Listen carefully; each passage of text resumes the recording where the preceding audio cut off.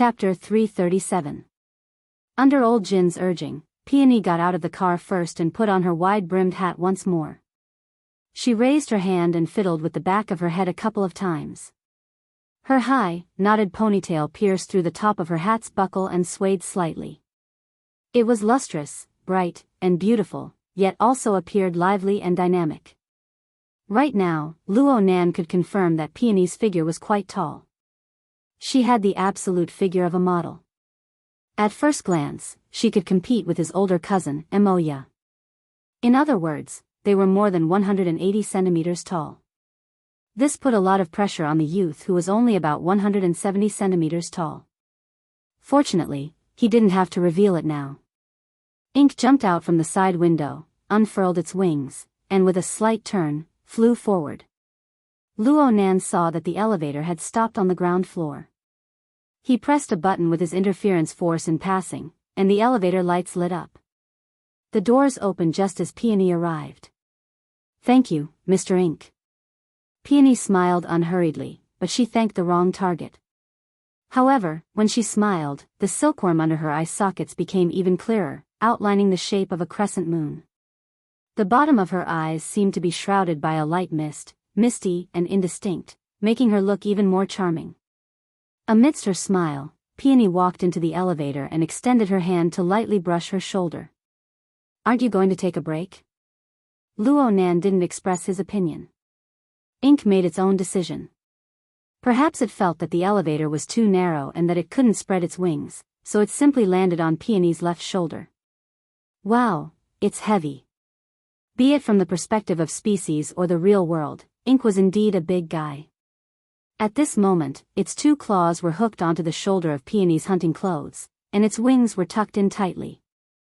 Otherwise, it would have forced Peony to tilt her head.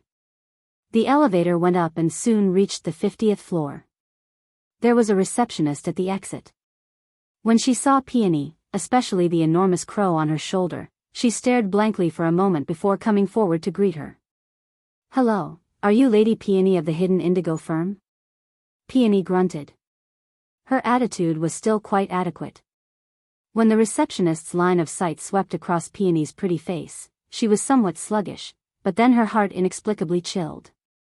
He quickly attributed the reason to the crows. Let's not talk about whether the crow that occupied the shoulder of the beauty was majestic or not. Its posture was habitually leaning forward. Its height seemed fine, but its tail feathers and head formed a slanted line. It looked like someone was leaning forward and staring at you. The more one looked at it, the stranger its pitch-black eyes were. The receptionist couldn't help but take a step back. Realizing that she had lost her composure, she smiled awkwardly and took the opportunity to lean sideways. She gestured with her hand, "This way, please." Peony nodded and walked into the small conference room ahead. The room was about 40 square meters. The tables and chairs were arranged in an oval shape. The center was empty, and there was some equipment inside. At this time, the equipment was not turned on, but most of the chairs were already occupied. There were about 20 people. The appointed time was 9:30, and it was already 10:32. They were 2 minutes late, but the meeting hadn't started yet. It seemed like they weren't the only ones who were late. Seeing Peony come in with an enormous crow, everyone in the room turned their heads to size her up. Peony maintained her polite and distant smile. She withstood the gazes of everyone and directly found a place to sit down. She also brought out a curious gaze and swept it over the faces of everyone in the room. Her body language was very relaxed. Ink jumped down from her shoulder and stood on the table in front of her. Under Luo Nan's repeated warnings, Ink folded its wings and shut its mouth. It didn't utter a single sound, but its head twisted back and forth and its eyeballs followed suit. The beauty and the crow shifted their gazes and switched their targets at the same time. One person and one bird were brazenly watching the other participants. In the end, it was these people, who held the advantage in numbers, who couldn't take it anymore. They diverted their gazes one after another. Some of the people in the room had wanted to get closer to the beauty and greet her, but when they saw this situation, they dispelled these thoughts one after another. The atmosphere was bewildered and awkward. And so, Of the 20 or so people in the conference room, only Peony's expression didn't change from beginning to end. Luo Nan couldn't help but admire her. He had ink as a cover, and he was several dozen kilometers away. He had no misgivings. And Peony's performance was clearly experienced. She was calm and composed, unyielding, and imposing. I wonder what kind of work she does in the hidden indigo firm. Luo Nan discovered that he had been so busy these past few days that he was dizzy. He knew very little about his future partner. Right when he was pondering whether or not he should find Zhang Yingying and ask her for some information, the door rang out again.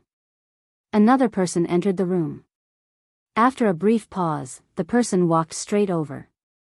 The person simply pulled out a chair next to Peony. Only then did he bow and smile. "Can I sit here?" "Feel free." Peony turned her face to the side and roughly sized up the person. She didn't refuse. The person sat next to Peony. He was a young man wearing casual clothes. His semi-long curly hair was quite eye-catching. The ends of his hair hung down to his shoulders, and it was a bit fluffy.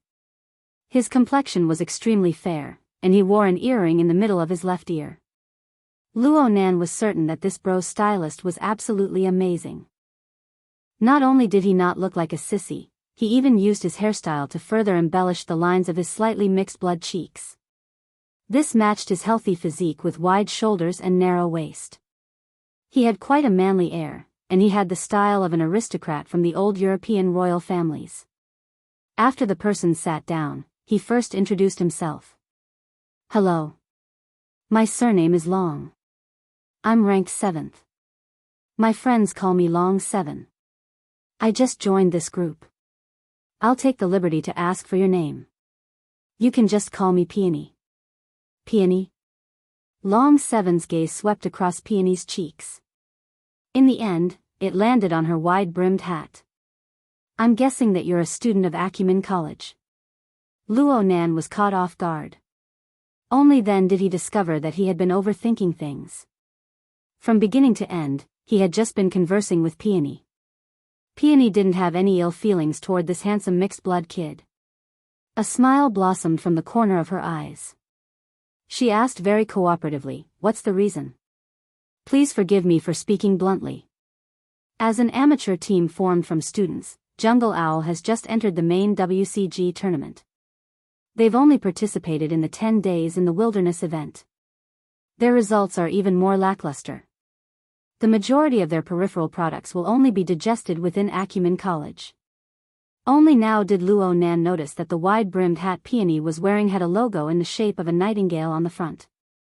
Presumably, this was the logo of the so-called Jungle Owl. It can't be that bad. Jungle Owl's Pippi is very good-looking. He has a lot of fangirls both inside and outside the school. Peony's body leaned a bit more to the side. She propped an elbow on the table, and her fingertips pushed against the brim of the wide-brimmed hat. This careless action made the hat tilt a bit, but it gave her an even more carefree and casual air. Long 7 didn't say anything, but the eyeballs of the other participants who were sneaking glances at them nearly popped out. Next, Peony and Long 7 really did chat about topics related to esports. It was just that Long 7 was very familiar with the styles, members, and battle records of each team. Peony was more interested in the good-looking people of each team, regardless of gender. I really do care about good-looking people. Other people watched the live broadcast of fights, but I watched the highlights, interviews, and so on. Peony didn't hide her hobby at all. She giggled in extreme delight. Long 7 was just about to speak when he suddenly froze. Peony propped up her chin with one hand and extended the other under his startled gaze. Her slender fingers lightly brushed past the locks of hair at the side of Long 7's temples. It seemed to even touch his skin. "Of course, you're not bad either." The ambiguity level was off the charts. The thrill level was off the charts. The vast majority of people in the conference room were eavesdropping and peeking at the conversation between the handsome man and the beautiful woman. Some people were caught off guard by Peony's actions. They drew in a cold breath. There were also some people whose eyes lit up with raging flames. The reason for this was that grass had grown in their hearts. Long 7 instantly recovered from his astonishment. He instinctively reached out to grab Peony's probing fingers, but he was still half a step too late. Peony's slender hand noiselessly pulled back, but her thumb and forefinger were pinching a dazzling silver earring. It was the one on Long 7's ear. Seeing the object on Peony's fingertips, Long 7's complexion became grave for the first time since they met. "Miss Peony, just call me Peony." Amidst this seemingly familiar conversation, Peony's posture didn't change. She merely pinched the earring and brought it closer to her eyes, sizing it up in detail. Later on, her fingers clearly exerted more force, but the earring that resembled a fine loop didn't react. Long 7's complexion was heavy. Just as he was about to say something, the beauty in front of him extended her slender hand again and delivered it to his eyes. "It's a pretty good earring. Is it platinum?" Long 7 didn't answer Peony's question. In the first instant, he took back the earring and put it back on his ear. His taut face relaxed a little, but he could no longer return to his previous cheerful state. The atmosphere became increasingly strange. Ink sensed the change in the atmosphere. It subconsciously flapped its wings and even dropped a feather. Peony casually picked it up and giggled as she poked Ink's head. She minded her own business and played happily. It seemed that she didn't take Long 7's change in attitude to heart in the slightest. What a self-centered woman. Just as Luo Nan made his initial judgment, another person walked into the conference room. He stood directly at the front of the oval conference table and swept his gaze across the conference room. He nodded and said, "Everyone's here. Let's start the meeting."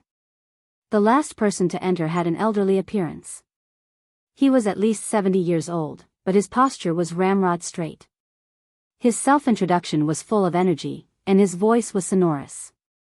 "I am Wu Bin, the Executive Director of Trigate Corporation. I am also the person in charge of this project and the organizer of the team. I will be the one to coordinate the specific operations of the project for some time to come. There are 2 trustworthy professionals present here, and there are also the elites of the company. They all possess formidable strength. I believe that this maintenance operation will certainly achieve satisfactory results." Wu Bin's words were a bit bureaucratic, but this was in line with Trigate Corporation's judgment of having a military background. Wu Bin's words were inflexible, but this didn't mean that his brain was rigid. Wu Bin knew very well that this was the first time the experts he had invited were meeting with the members of the team. They needed to have an intuitive understanding.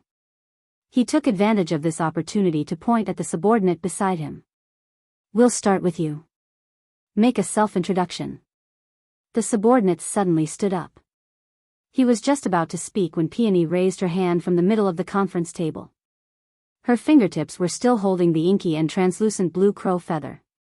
"Director Wu, the Hidden Indigo firm hopes that you can explain the personnel composition of the operation team first. According to the contract signed between the firm and your esteemed company, we should be the sole professional instructors and commanders." 2 professionals. What do you mean by that? Her words silenced the pitiful subordinate. He could only look stupidly at Wu Bin. Chapter 338. Wu Bin furrowed his brows slightly when faced with Peony's inquiry. Then he revealed a smile and said, "It's like this. According to the latest intelligence, some of our targets have the ability to spit out large doses of radiation for a short period of time. They like to live in radiation zones, so I specifically invited Mr. Long 7. Wu Bin extended his hand as he spoke. Long 7 was very cooperative. He stood up to greet the people present. His bearing and demeanor were first-rate. His natural and relaxed body language diluted the awkward atmosphere in the conference room. There should be applause here. The participants really did start clapping. Wu Bin invited Long 7 to sit down and continued, "Mr. Long 7 is a professional talent recommended by Northern Hope Corporation. He possesses the special ability to use radiation harmlessly. Northern Hope Corporation's vision is worthy of trust as the world's top provider of human resources solutions. I also believe in Mr. Long 7's professionalism. At the same time, please believe in our sincerity in cooperation and our ability to fulfill the contract." Luonan already had a rough judgment when he heard this. This team should have frequent dealings with ability users. Talking about special abilities was as natural as drinking water to them. They didn't pay much attention to Ink, a strange pet. Presumably, they were rich in experience and didn't find it strange. This saved them a lot of worry. Peony interlaced her 10 fingers. The back of her hand arched slightly to support her chin. She appeared to be even more focused. However, the crow feather that lightly scratched the side of her face revealed a bit of interest. Of course, no matter what position a beauty was in, she looked good. She also had the wonderful effect of dispelling the negative emotions of others. She smiled just like this. The firm has no doubts about your company's strength and reputation. But out of professional considerations, all matters must be led by the firm during the investigation and target locking process. This point cannot be changed because of the team's composition, the target species, the environment, and other factors. Wu Bin immediately responded, "We won't go back on the matters emphasized in the agreement." Peony's gaze switched to Long Seven's face. The firm will not be responsible for any losses caused by the partners or team members who violate the terms of the agreement during the operation. We will withdraw from this project according to the agreement and demand compensation. Wu Bin confirmed, no objections. Long Seven gazed at Peony from the side. 2 seconds passed before he laughed. "I provide specialized services. Miss Peony oversees the overall situation. The two don't contradict each other. I will certainly abide by the relevant provisions." Peony laughed as she sat up straight. She tossed the crow feather on the table. "Then I have nothing else to say." Wu Bin secretly heaved a sigh of relief. A bold smile appeared on his face. "Since we're a team, it's best to communicate in time. Being able to point it out like Miss Peony can eliminate many problems." Although he said this, he wasn't willing to let Peony open her mouth again. He indicated that the personal introduction should quickly begin. Immediately, the team members introduced themselves one by one, as well as their positions in the team. Very soon, it was Peony and Long Seven's turn. Draconic Seven's appearance was rather noble, but he had a sense of community. He took the initiative to introduce himself. "Director Wu mentioned just now that he's mainly interested in my radiation decontamination ability. I won't talk about that. In addition, I've also done some research on firearms and exoskeleton operations." Peony suddenly interrupted him. "What kind of exoskeleton? Military? Police? Or a deep blue walker?" Long Chi smiled and replied, "Anything is fine." "Oh, sorry for my rudeness." Though she said this, Peony wasn't surprised in the slightest. She casually raised her hand, indicating that it was her turn. "As you can see, my special ability is to control birds to carry out wide-area reconnaissance. In addition, I can do some intelligence integration and analysis work." "It seems like the team already has an intelligence officer." Wu Bin immediately declared, "We will definitely cooperate well. Axel Thor is mainly in charge of communication and information sharing. He's a very good assistant." Intelligence Officer Axel Thor, who had just introduced himself, stood up once more and greeted Peony. Afterwards, he didn't sit down again.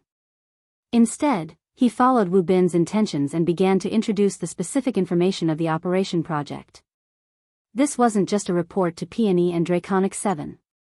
The vast majority of the people in the conference room were elites of Trigate Security's operations department. However, they didn't have the authority to inspect certain key information. It was necessary to carry out a comprehensive explanation. The light in the room dimmed, and the projector turned on, projecting a different world inside. The light in the background was that of dusk. The setting sun shone at an angle, and the dark red soil of the desolate plains was folded layer upon layer.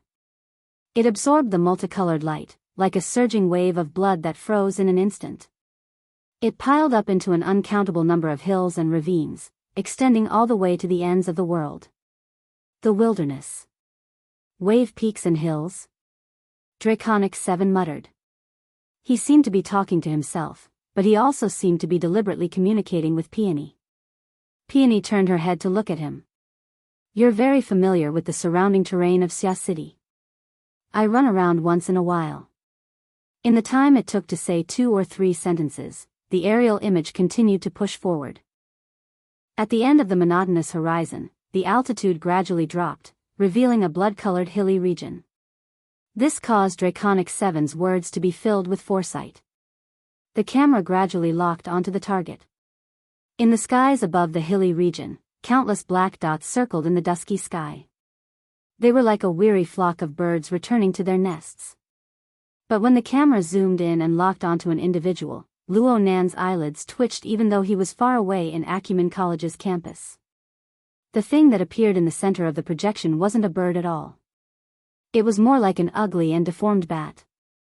This was a mutant, without a doubt. The body of this bat wasn't large. Its wingspan was around 30 centimeters.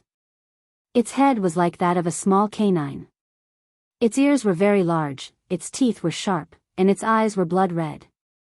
Its entire body was covered in grayish-black fur.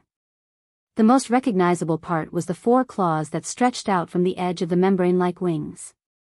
From a different angle, one could see that this monster had all 4 limbs, and its muscles were knotted together. It looked extremely powerful, and its membrane wings were more like appendages. Intelligence Officer Axel Thew's explanation intervened in time. The winghand bloodbat is a gregarious mutant. It normally feeds on the blood of large mammals. When it sucks blood, it injects paralysis toxins and various viruses. If the dose is high enough, it can be fatal. Its diet includes humans, as well as its own kind. A large population can be classified as a Class 2 threat. In the wilderness, vagrants generally call it pubula. It's an onomatopoeia, an imitation of the sound it makes when it flaps its wings. He turned on the sound effects as he spoke. The sound of the scene was reproduced with extremely high fidelity. Hundreds and thousands of strange bats circled and danced in the air, emitting a strange sound. It was like a large number of flags fluttering in the wind. It was a continuous stretch. Axel Thew cut out an anatomical diagram at the edge of the projection. Everyone, please take note. The winghand bloodbat doesn't have a vocal organ. In its normal state, it doesn't make a sound when it flies or eats. It's a terrifying assassin of the night. It only makes a similar sound when it's courting a mate. Of course, they are extremely irritable and sensitive during these times. Their destructive power is at its strongest. As he spoke, a diagram popped up below the anatomical diagram. It seemed like this person's PPT skill was maxed out. The winghand bloodbat is in heat. When it sucks blood, it injects a virus that is highly contagious and lethal. There have been many records of small to medium-sized vagrant tribes being wiped out by the virus. For example, this place is the ruins of a vagrant tribe that perished. The camera's perspective shifted. One could see that there were some empty holes on top of the hill. They were quite regular, serving as doors and windows. These were the crypts commonly used by vagrant tribes. They were relatively sturdy and had strong concealment. They could avoid the majority of predators in the wilderness. The game 10 Days in the Wilderness had scenes of crypt battles. Even Luo Nan was no stranger to it. It was just that what appeared on the screen was deathly stillness. As the camera switched, a few dried-up corpses appeared amidst the rubble and weeds. Practically every single person's body was curled up. It was easy to imagine that they had experienced a bitter struggle. The conference room was silent. Intelligence Officer Axel Thew continued to explain, "We need to pay special attention to this. According to the latest research, certain mutant winghand bloodbats have evolved to have limited control over the virus." I don't know if everyone understands what I'm saying. Long 7 interrupted and asked, "Are you saying that the winghand bloodbat can control whether or not the target is infected?" No. It's the degree of infection. It might even include the probability of mutation. According to the experimental data of a certain research organization, a single winghand bloodbat has successfully caused 2 experimental bodies to undergo mutation. Human experiments? Intelligence Officer Axel Thew swept a glance at his boss and shrugged, "The data doesn't show this." He didn't continue on this topic. He just patiently introduced all sorts of habits of the wing-hand bloodbat, including the latest results of various research organizations. He didn't even leave out the mutant subspecies. Inevitably, he also explained the routes and areas where this mutant could infiltrate Xia City one by one. Looking back, they spent a total of over 2 hours.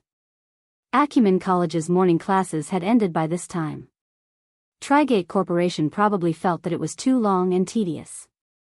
All sorts of drinks and fruits were placed on the table. Even Ink was given a cup of water. They waited until the end with great difficulty, but a rather impressive display board appeared on the side of the projection. There were many dark silhouettes and silhouettes on it. They were roughly divided into 4 layers. The top layer was a bit sparse, but the bottom layer was densely packed. There were at least 20 of them. The images of the wilderness and the flock of wing-hand bloodbats transformed into a mass of light and entered the first silhouette in the upper left corner. This was the tempo of the conference going on for 2 days. Long 7 couldn't help but shake his head. It's quite a large scale. Isn't it better to sound the red alert now? Peony's eyes and lips were smiling, but the meaning behind her words wasn't the same. She didn't expect a direct response from Wu Bin. She directly spoke to her pet, Mr. Ink. Have you woken up? Ink, who had been a wooden statue for a long time, raised its eyelids. It really did sleep under Luo Nan's orders. It only left a strand of mental clairvoyance to observe its surroundings for Luo Nan to use. Otherwise, with its lively and restless nature, it would have caused a ruckus long ago. We've already prepared lunch. I asked the 2 experts to honor us. Wu Bin had no choice but to open his mouth to explain as he invited, the wing-hand bloodbats are exceptions. Peony cast a sidelong glance, 3 exceptions. And they're still called exceptions? There were 4 layers of silhouettes on the display board. The topmost layer had a total of 3, including the wing-hand bloodbats. The second layer had 5. The third and fourth layers each had 8. There were a total of 24. There was no need to talk about exceptions. Just the fact that 24 mutants had slaughtered their way into Xia City was one of the most serious public safety incidents in the last 30 years. Wu Bin continued to beat around the bush. The threat of these targets decreases in descending order from the top to the bottom. For this reason, we designed milestones and stage bonuses. The topmost 3 have special prizes. Peony looked straight at Wu Bin's face. It's great to talk about money, but the government and military rarely engage in this sort of targeted search, right? This way, we can increase efficiency. Yeah. It saves quite a bit of effort. Mr. Long 7, what do you think? Long 7 crossed his arms over his chest and made an action that wasn't very noble. The level of modern technology is really changing with each passing day. Peony pressed down on the goblet on the table and gave it a slight spin. The blue foam of the drink hung on the wall and spun. She then raised her glass and indicated to Long 7, cheers to the future of the Earth. Chapter 339. It was the turn of autumn and winter. The night increased and the sun shrunk. Half of the afternoon club time had yet to pass, but the sunlight that poured into Acumen College was dyed with a layer of blood. It faintly overlapped with the wilderness in the projection. Luo Nan rode the campus trolley to the auditorium. His eyes were half closed, looking like he was sleeping yet not. Shui Lei didn't care. He had to split his attention. He had been like this all day. But his wristband vibrated for a dozen or so seconds. He could hear the buzzing vibrations from the side, but this bro still didn't respond. What was the meaning of this? In the end, Shui Lei couldn't help but give Luo Nan a push. Someone's calling you. Luo Nan went, ah, and finally came back to his senses. He looked at the contact and picked up the phone. Hello, third brother. The caller was Hu Huaying. The call connected with great difficulty. He asked right away, Nanster, where are you? I'm heading to Gear. Okay. Hurry up and get over here. The construction team is wrapping up their work today. The underground facilities can be considered to have been repaired. They called old Xia, and old Xia called me. He asked you to come and check it out. Check it out? Luo Nan felt that it was quite comical. Ever since Gear was damaged by fire last week, it had become a gathering place for all sorts of immortals. There were always 5 or 6 or 7 spies. Check it out for what? Check the amount of intelligence collected by each clan? Of course, this matter had nothing to do with Xie Junping and Hu Huaying. In the end, Luo Nan was too high profile back then. He also displayed extraordinary importance to Gear. Even if there was nothing special about Gear, it would still attract a few glances. Plus, this place wasn't that simple. Luo Nan's mood swayed for a moment before he responded in a low voice. I understand. I'll be there in a moment. Luo Nan hung up and leaned back. He unconsciously furrowed his brows. Xue Lei turned his head to look. You're not having a meeting anymore? Luo Nan grunted. I'm not having a meeting. It's too long. I don't really understand. Actually, his words were a bit insincere. Xue Lei didn't hear it. He was just curious. What did they talk about? It's about mutations, genetic pollution, transmission probabilities, and things like that. Luo Nan used telepathy to inform Peony as he spoke to Xue Lei. He only retained a bit of telepathy to give Ink a rein. His attention was completely withdrawn. It was already 4:30 in the afternoon. The meeting had already been going for 7 hours. Luo Nan withdrew, and he subconsciously let out a breath of relief. As time went on, the meeting became more and more involved in various professional discussions. The relevant professional knowledge was too obscure and profound for a high school student. Sometimes, it was like listening to a book from heaven. Forcefully trying to understand it was extremely taxing on the brain, and there were also inaccurate problems. If that was the case, then it would be better to directly listen to the results. The hidden indigo trading firm had arranged it this way. Luo Nan finally understood Zhang Yingying's good intentions. If he followed the pattern of today's meeting, then he wouldn't need to do anything for the next few days. But Luo Nan had to admit that this long meeting really broadened his horizons. The professional knowledge regarding the mutants and the wilderness, as well as the relevant intelligence analysis, were mostly unheard of and unseen. It was all thanks to the remedial classes that he had taken during this period of time. Otherwise, he probably wouldn't even be able to grasp the relevant basic knowledge. Recently, you have to be careful of cats, dogs, birds, bats, and mice. Don't get hurt by them. By the way, there's a recycling stratum in the Twin River District. Pay attention to the people. What's wrong? Virus infection? A plague outbreak? It's not that serious. It doesn't affect normal people too much. It's mainly us.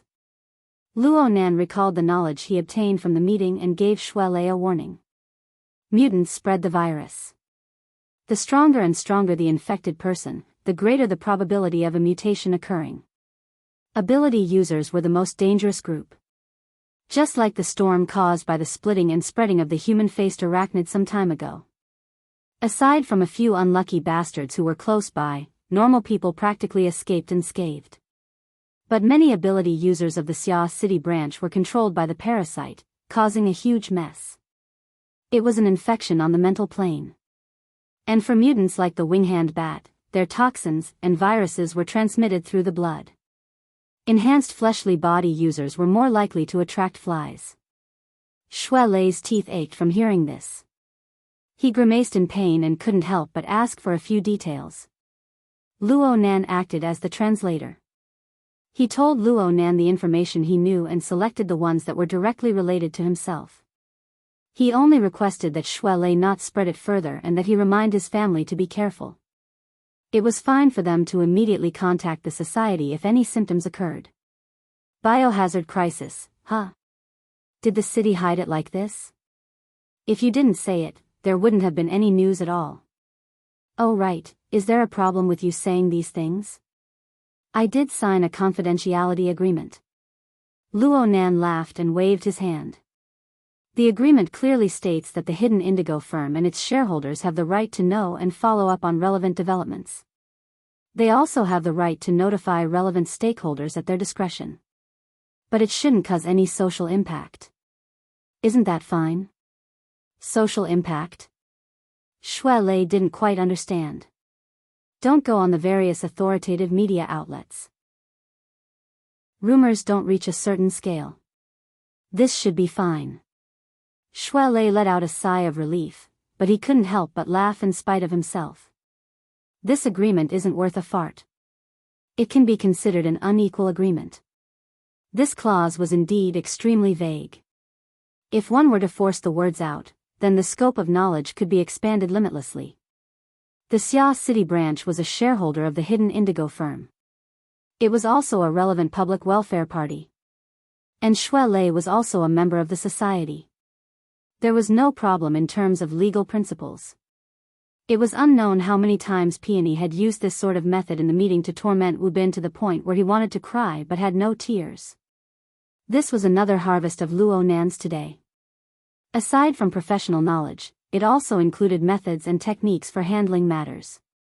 Peony, Long 7, Director Wu Bin, Intelligence Officer Axel though, and the others had done a very good demonstration of this. Luo Nan spoke to Shui Lei, expressing his emotions. Swords and blades, killing silently. Just what are these people's brains made of? He truly admired Luo Nan. Luo Nan had experienced many things ever since he entered the inner world. He was always in the eye of the storm, and he was always the target of concentrated fire. There were many times when he needed to be at the forefront, contending against his opponents and negotiating with his teammates. There was no room for buffering. Reality proved that he wasn't a natural leader. To a certain degree, he was even lame. Ever since he was 10 years old, he spent the vast majority of his time in experiments, burying his head in research. His personality was introverted to the point of being autistic. He had no concept of certain things at all. He could only follow his feelings. There were many flaws in his actions, and there were many times when he was courting death. Fortunately, his luck was decent. He had the support of the power bestowed upon him by formatting theory. He also had the help of He Yueyin, Zhang Yingying, and even big shots like Ouyang Chen. Otherwise, he wouldn't have died a violent death on the streets. Instead, he had stumbled his way through life until now. As for today's meeting, Luo Nan stayed behind the scenes, a rare sight.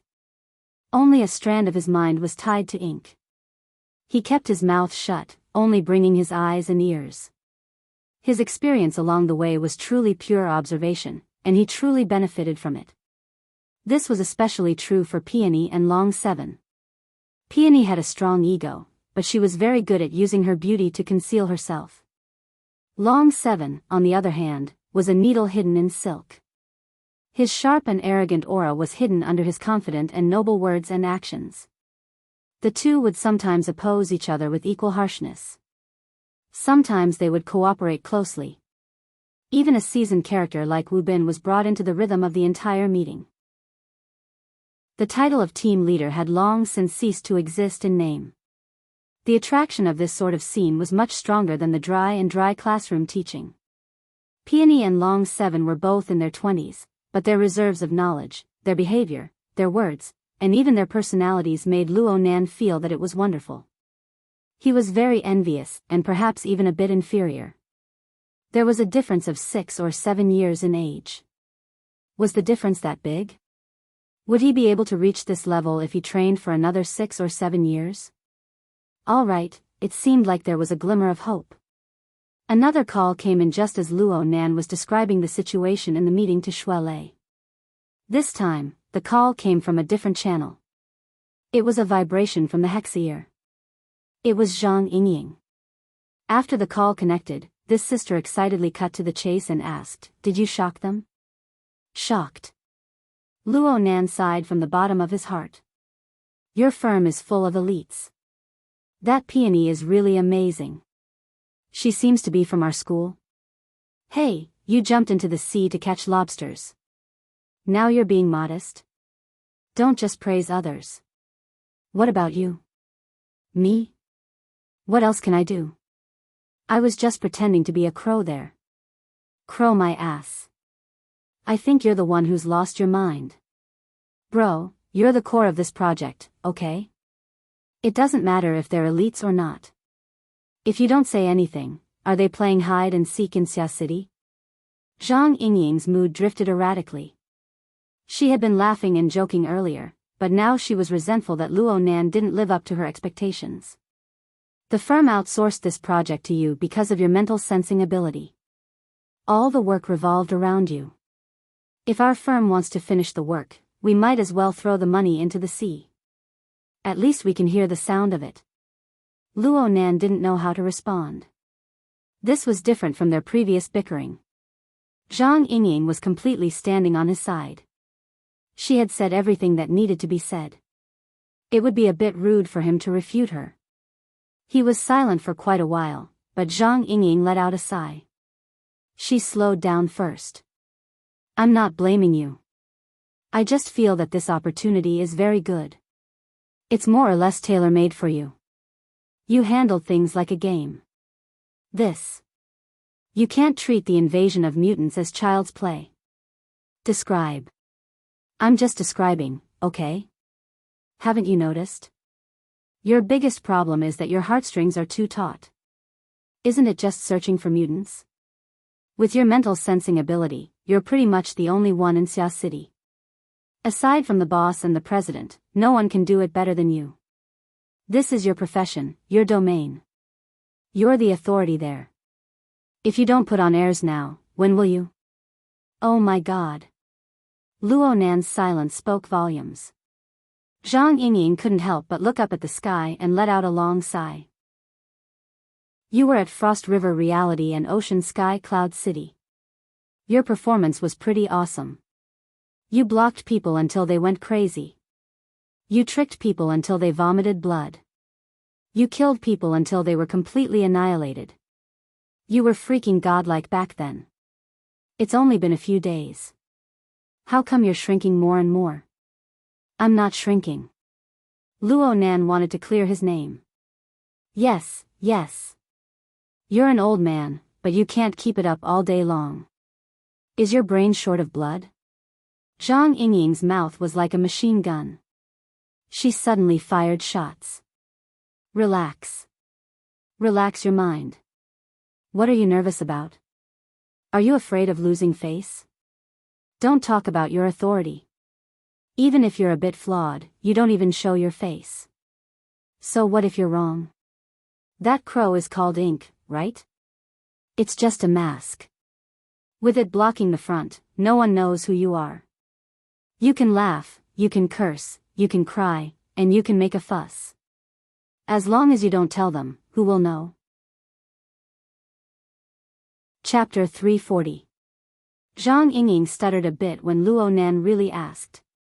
She had spoken with a wave of emotion in an attempt to arouse Luo Nan's emotions. She didn't pay attention to what came before and after. She never expected that Luo Nan would be numb to the extreme. He even had the leisure to ask a question. Zhang Yingying had no choice but to make up a story on the spot. Look. People wear masks. They have an extra layer of protection. With protection, it's easier to let go.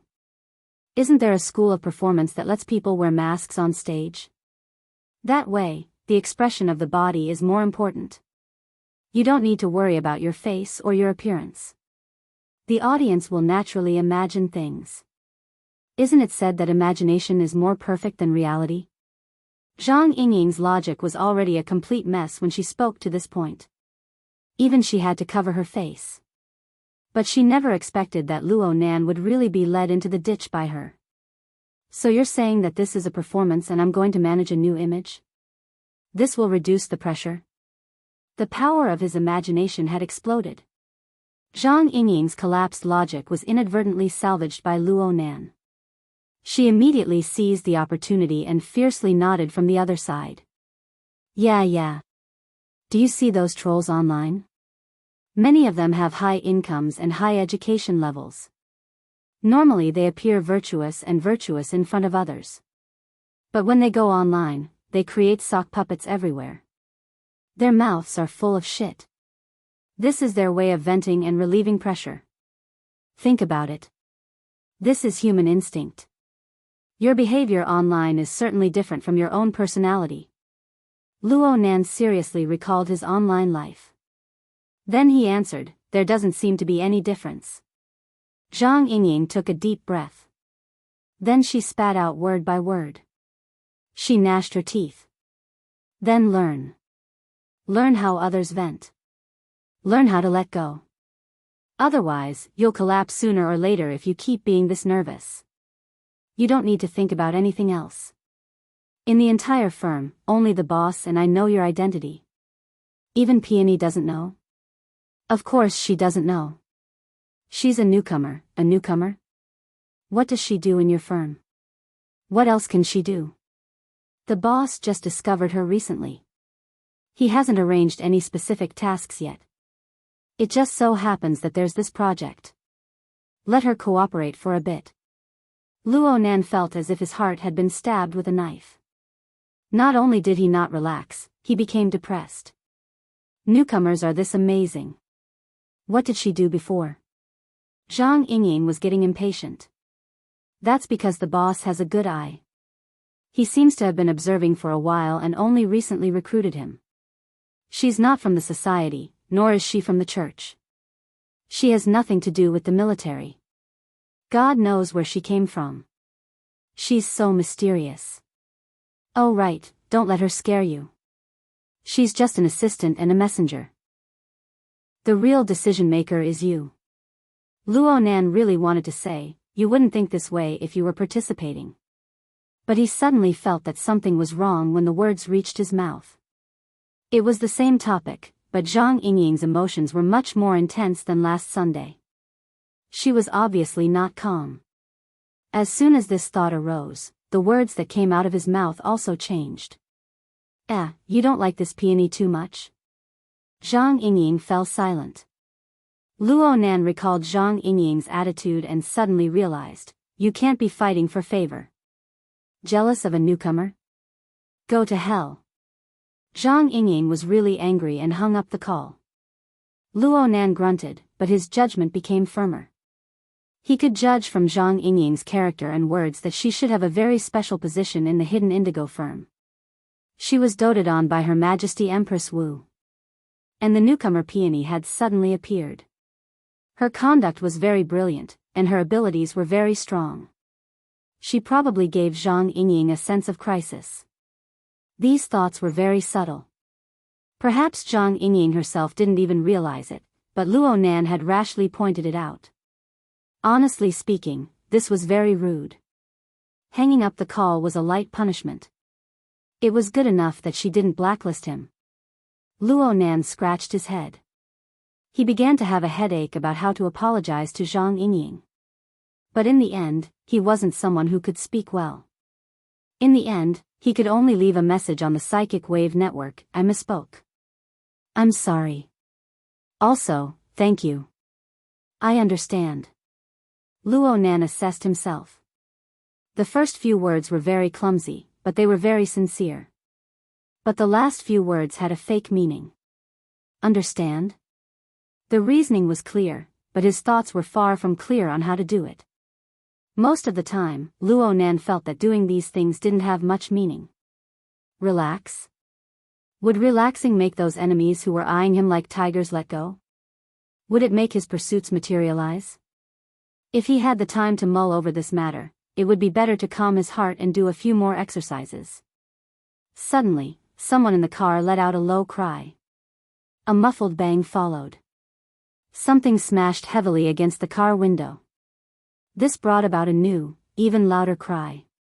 Everyone in the car turned their heads to look. Most of the people in the car were habitually immersed in the internet. They didn't know what was going on outside the window. A guy wearing a baseball cap had already pulled open the window and was cursing into the distance. He even gave a middle finger, stinky feet. If you lose another 0-3, I'll kick your balls. Luo Nan saw clearly that a tram was passing through an open-air stadium. A player who was training lost control of his feet and let a football smash against the car window. This was a small matter, but a portion of the students in the car found a common topic. Someone said to the guy wearing the baseball cap, "The Pathfinder team's level this year is insane. They can even lose 0-3 to Yunshang." Lucky for them, they even found Clark. Clark, that one-man race. He only knows how to run 100 meters along the sidelines. He wants to take the opportunity to practice track and field. How much transfer fee did the track and field club give him? Hey, he ran almost 20 kilometers for the entire game. If you can do it, why don't you go up? Go up and weed? After one lap, the turf will be fine, but his ankle will be broken. That's right. Lando Field is too trashy. It doesn't match the school's position at all. We should find a more responsible sponsor. Is there anyone who wants to sign with me? The atmosphere in the car grew more and more lively. Many people, who had been silent the entire way, broke their silence at this time. They all participated in the discussion of the game. Some students had already signed on the school's message board. Some took the opportunity to collect the contact numbers of female students. They gained quite a lot. Luo Nan didn't care about this at first. He raised his eyes and wanted to return to his own mental world. But at this time, he saw Shui Lei. He was also exchanging contact numbers with someone. They were discussing topics related to Clark's level. Luo Nan was inexplicably horrified. "You know that guy?" "Of course I know. Clark? Kembo, the sports star of the school. He's a lightning bolt on the field. Rumor has it that he'll soon be selected for the City United team. I saw him compete at the beginning of school. His feet aren't as rough as others say." Shui Lei responded as if it was a matter of course. Then he was horrified. "You don't know? There are posters of him all over the school building right now." Luo Nan gaped. He looked at the chattering peers on the car, and his heart inexplicably sank.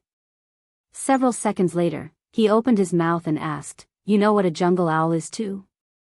"Of course. Our school's team plays 10 days in the wilderness. They lost miserably in the fall competition last month." "You met someone from the jungle owl?" "Who?" "No." Luo Nan muttered a few words in response. He turned his head, and his gaze passed through the window, unconsciously sweeping the campus. Shui Lei was confused. "What's wrong?" "Nothing. I just feel like I'm quite a homebody." Luo Nan laughed and didn't say anything more. Actually, he had lied once again. His evaluation of himself right now couldn't be described as a homebody. Shui Lei concentrated on fighting. Peony was employed at the hidden indigo firm. The businesses they engaged in were a certain distance away from the world of normal people. But they didn't lose their perception of their surroundings. Luo Nan was far too boring in comparison. The trolley slowly arrived at the auditorium station. Students and passengers got on and off the trolley, and the topic of football had already vanished into thin air. It was as if nothing had happened. Luo Nan deliberately turned his head to look after getting off the trolley. Soon, his line of sight cut into the lively surroundings of the auditorium. He had been training his eye's orifice here a week ago. He was very familiar with every blade of grass and every tree. He had an idea of how many steps there were. The faces of the people who often moved around here were even a bit familiar to him. But that was all. After all, these were only his temporary observation targets. Deeper information was meaningless. Luo Nan had always understood things this way. But when he returned here today, he suddenly had a feeling he was incompatible with this auditorium, with the surrounding plaza, and even with the entire campus. He was like this 2 months ago when he first entered the school. He was still like this now. This feeling wasn't too good. Luo Nan and Shui Lei didn't waste any time. They directly entered the forest on the outskirts of the north bank. They made a few turns, and they arrived in front of Gear. The smell of smoke and fire from back then still lingered in this place. The construction team had already finished today's work by this time. They withdrew one after another, and the place became a bit more lively. Hu Huaying was already waiting in the lobby by the time Luo Nan arrived. Aside from him, the supervisor and the project manager were all here. It looked like they were treating today as an official inspection. Hu Huaying immediately introduced them to Luo Nan. Luo Nan nodded in greeting, but he didn't have any intentions of going deep into the conversation. He didn't immediately start the inspection either. Instead, he asked about Xie Junping. In the past, the young master of the Xie family was always at the forefront. Luo Nan really did miss him a bit when he was suddenly not around. With him here, they could chat a few dirty jokes. Wouldn't it be lively? Old Xie has been quite mysterious lately. It's probably because he's playing around with Sissy Du he's fasting and cultivating. Luo Nan accidentally heard the biggest joke in Xia City. He couldn't help but grin. Hu Huaying couldn't help but laugh as well. He wakes up at 6 in the morning and sleeps at 9 in the evening. He's persisted for 5 days. Oh, this isn't simple. But having a regular lifestyle is a good thing. It looks like he's persevering. The Sissy Du that Hu Huaying mentioned was the former president of the Mystic Arts Research Society, Duyong. Luo Nan had only met him once, so he wasn't too familiar with him. He just knew that Duyong was a bit neurotic, but he was a decent person. They chatted idly for a bit before talking about gear. The project manager maintained his silence this entire time. The supervisor explained things to Luo Nan, but Luo Nan didn't really listen. It was nothing more than equipment installation and wiring, maintenance of various systems, and so on. Luo Nan grunted and grunted in response. He wasn't a professional, so he was entrusted to the supervisor according to the contract. However, it wasn't just the construction team. The supervisor's spy operation was also flying. Chapter 341. Luo Nan recognized that gear was currently attracting flies. In Acumen College, gear possessed a bit of a mysterious color. Even Xie Junping, a layman, had heard of names like the Ritual Society. He said that it was very suitable for carrying out mystic rituals. Then there was Luo Nan. It was hard for the professionals and experts to not feel that something was fishy. Actually, the Xia City branch had already made an assessment before the spies from all walks of life flooded in. They also said that the structure of the building was out of the ordinary. As for where the specific beauty lay, they were unable to come to a conclusion for a while. Because of this, He Yuan suggested that Luo Nan follow the principle of opening up is better than blocking, and let the spies in first. This way, they could not block everything and let the people from all walks of life speculate in their hearts. The matter of headquarters could serve as a warning. This was a smart method, but it was also a cowardly move. Luo Nan acted according to He Yuan and the others' instructions for a week. He turned a blind eye to the spies' actions on the surface, but in reality, he was fretful in his heart. He could not stop the spies from all sides. He could only swallow his anger, but this did not mean that Luo Nan would treat the spies well. He already had a plan in mind. He let the supervising engineer do as he pleased and let him wander around the underground space. He did not express any opinions or emotions for over half an hour. The sky was already dark. The supervising engineer and the project manager were completely unable to grasp Luo Nan's pulse. They were unable to continue. Hu Huaying could roughly see Luo Nan's attitude at this time. She stood up and said a few words, sending the supervising engineer and the project manager away. After waiting for the outsiders to get lost, Hu Huaying asked, "Nanster, is this project not to your liking?" Luo Nan shook his head. "I don't understand professional matters, but there's nothing to be dissatisfied with. Let them continue to repair it. You know, this place is of great importance to me. It would be fine if nothing happened, but if something did happen, I need to take some precautions. When that happens, I won't be able to find outsiders." Old Xie said that this construction didn't restore the previous defense system. He wanted you to personally design it. You certainly don't lack professionals. Hu Huaying giggled, more or less flattering him. Last week at Ocean Sky Cloud City, he saw with his own eyes how the arrogance of the young master of the He family was suppressed. No, he wasn't suppressed. The flames were extinguished on their own. The group of people surrounding Luo Nan were all very mysterious. Perhaps they had great backgrounds. Especially He Donglo's older sister.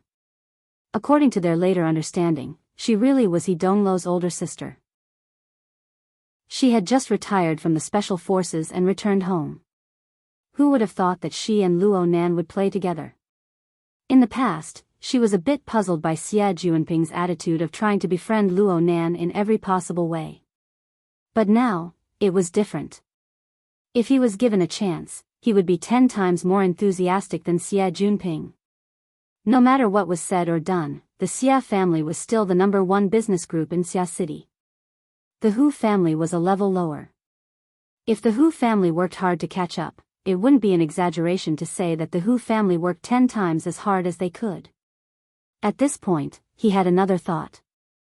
Old Xie didn't take good care of this person and instead went to play mysticism with Sissy Du. Was he relying on his relationship with him to stabilize, or was he trying to cater to his preferences in another direction?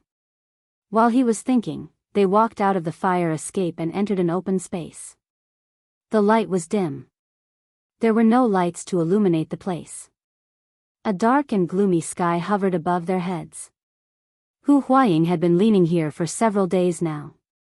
She had a clear understanding of the architectural layout of gear and the maintenance process. She swept a glance and said, "The atrium here is a bit messy. It's hard to avoid some junk falling down during the repairs. We have to wait until the end to clean it up." Luo Nan grunted and raised his head to look up. Gear had 7 floors underground, 4 floors above ground, and a half-sealed rooftop. There were a total of 12 floors.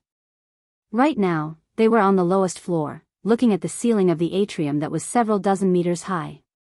The architectural layout of gear was different from the vulgar. Only an architect or an insider like Luo Nan could understand how extraordinary it was. And the directions and angles were all different.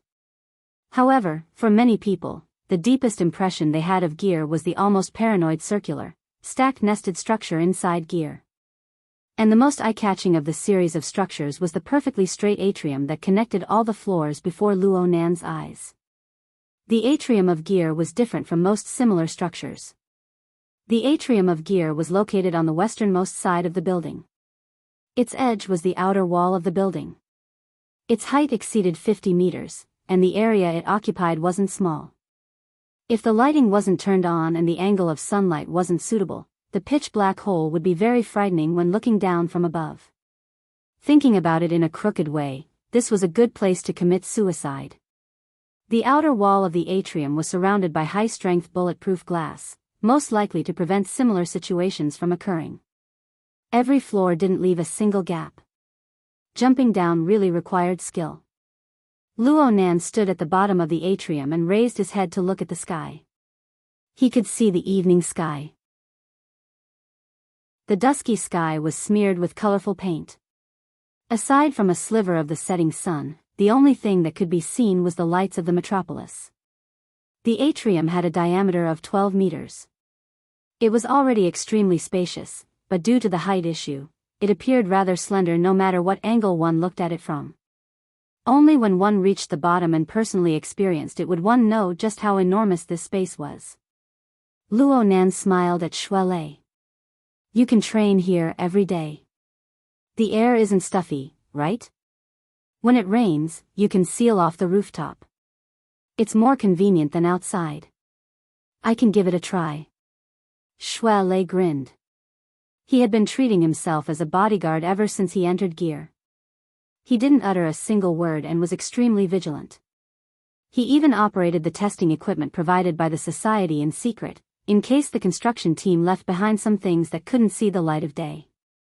Right now, he was chatting with Luo Nan, and he finally relaxed. He imitated Luo Nan and raised his head to look at the sky. He suddenly had a strange thought: the rooftop ceiling platform should also be made of glass. It's like an astronomical telescope. Actually, it does have this function. Hu Huaying remembered that there was information about this in the information. She immediately showed off: it can be realized through an internal mounting module. The equipment room is on the 6th floor underground. Of course, special lenses are needed. The modification can be completed in an hour. Of course, this telescope can't be turned. It can only look at a small area above our heads. An hour? Shui Lei was a bit moved. He really wanted to see it. Hu Huaying hurriedly added, "It can't be done now." This function was remodeled in 91. Not long after it was completed, the order club collapsed. The newly purchased equipment was completely sold off. They lost several $100,000 after depreciation. "Are you playing with me?" Shui Lei rolled his eyes. Before he could say anything, Luo Nan sneered, drawing legs on a snake. Hu Huaying was stunned. Honestly speaking, she didn't understand what Luo Nan meant by these words. But it didn't affect her from echoing, so, the snake's claws had been chopped off. Luo Nan didn't say anything. He looked up at the night sky above his head in silence. It was unknown where his thoughts drifted. Hu Huaying and Shui Lei locked gazes. They were just about to speak when Luo Nan raised his arm to look at his wristband. His brows furrowed. "Someone's looking for me." "Third bro, you chat with Shui Lei first. I'm going to take a call." Hu Huaying really wanted to agree. Then she would drag Luo Nan and Shui Lei out for a meal and a game to strengthen their friendship. But she thought about it again. Luo Nan had an introverted temperament. He couldn't be impatient when it came to making friends. This was to avoid going overboard. She immediately said, "You go do what you need to do. I won't stay any longer." Sure enough, Luo Nan didn't urge her to stay. He nodded and thanked her once more. Then he hurriedly walked into the fire escape passageway. It looked like this was a very private call. Shui Lei and Hu Huaying rode the elevator together to send Luo Nan off. Soon, peace was restored in the atrium. Luo Nan waited for the elevator to go up. He didn't turn on his wristband as he stood in the fire escape passageway. Instead, he squinted his eyes, and his telepathic thoughts leaped out. He arrived at a business hotel several dozen kilometers away. His temporary partner, Peony, had used the rubber band to give Ink a special stimulation. Luo Nan sensed it. As for the reason, it was very simple.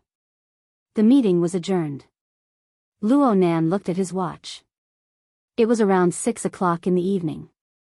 The meeting had been going on for nearly 9 hours. Peony walked into the elevator with Ink still holding onto her shoulder. They looked quite compatible. But it was different from when they came. There was another person in the elevator.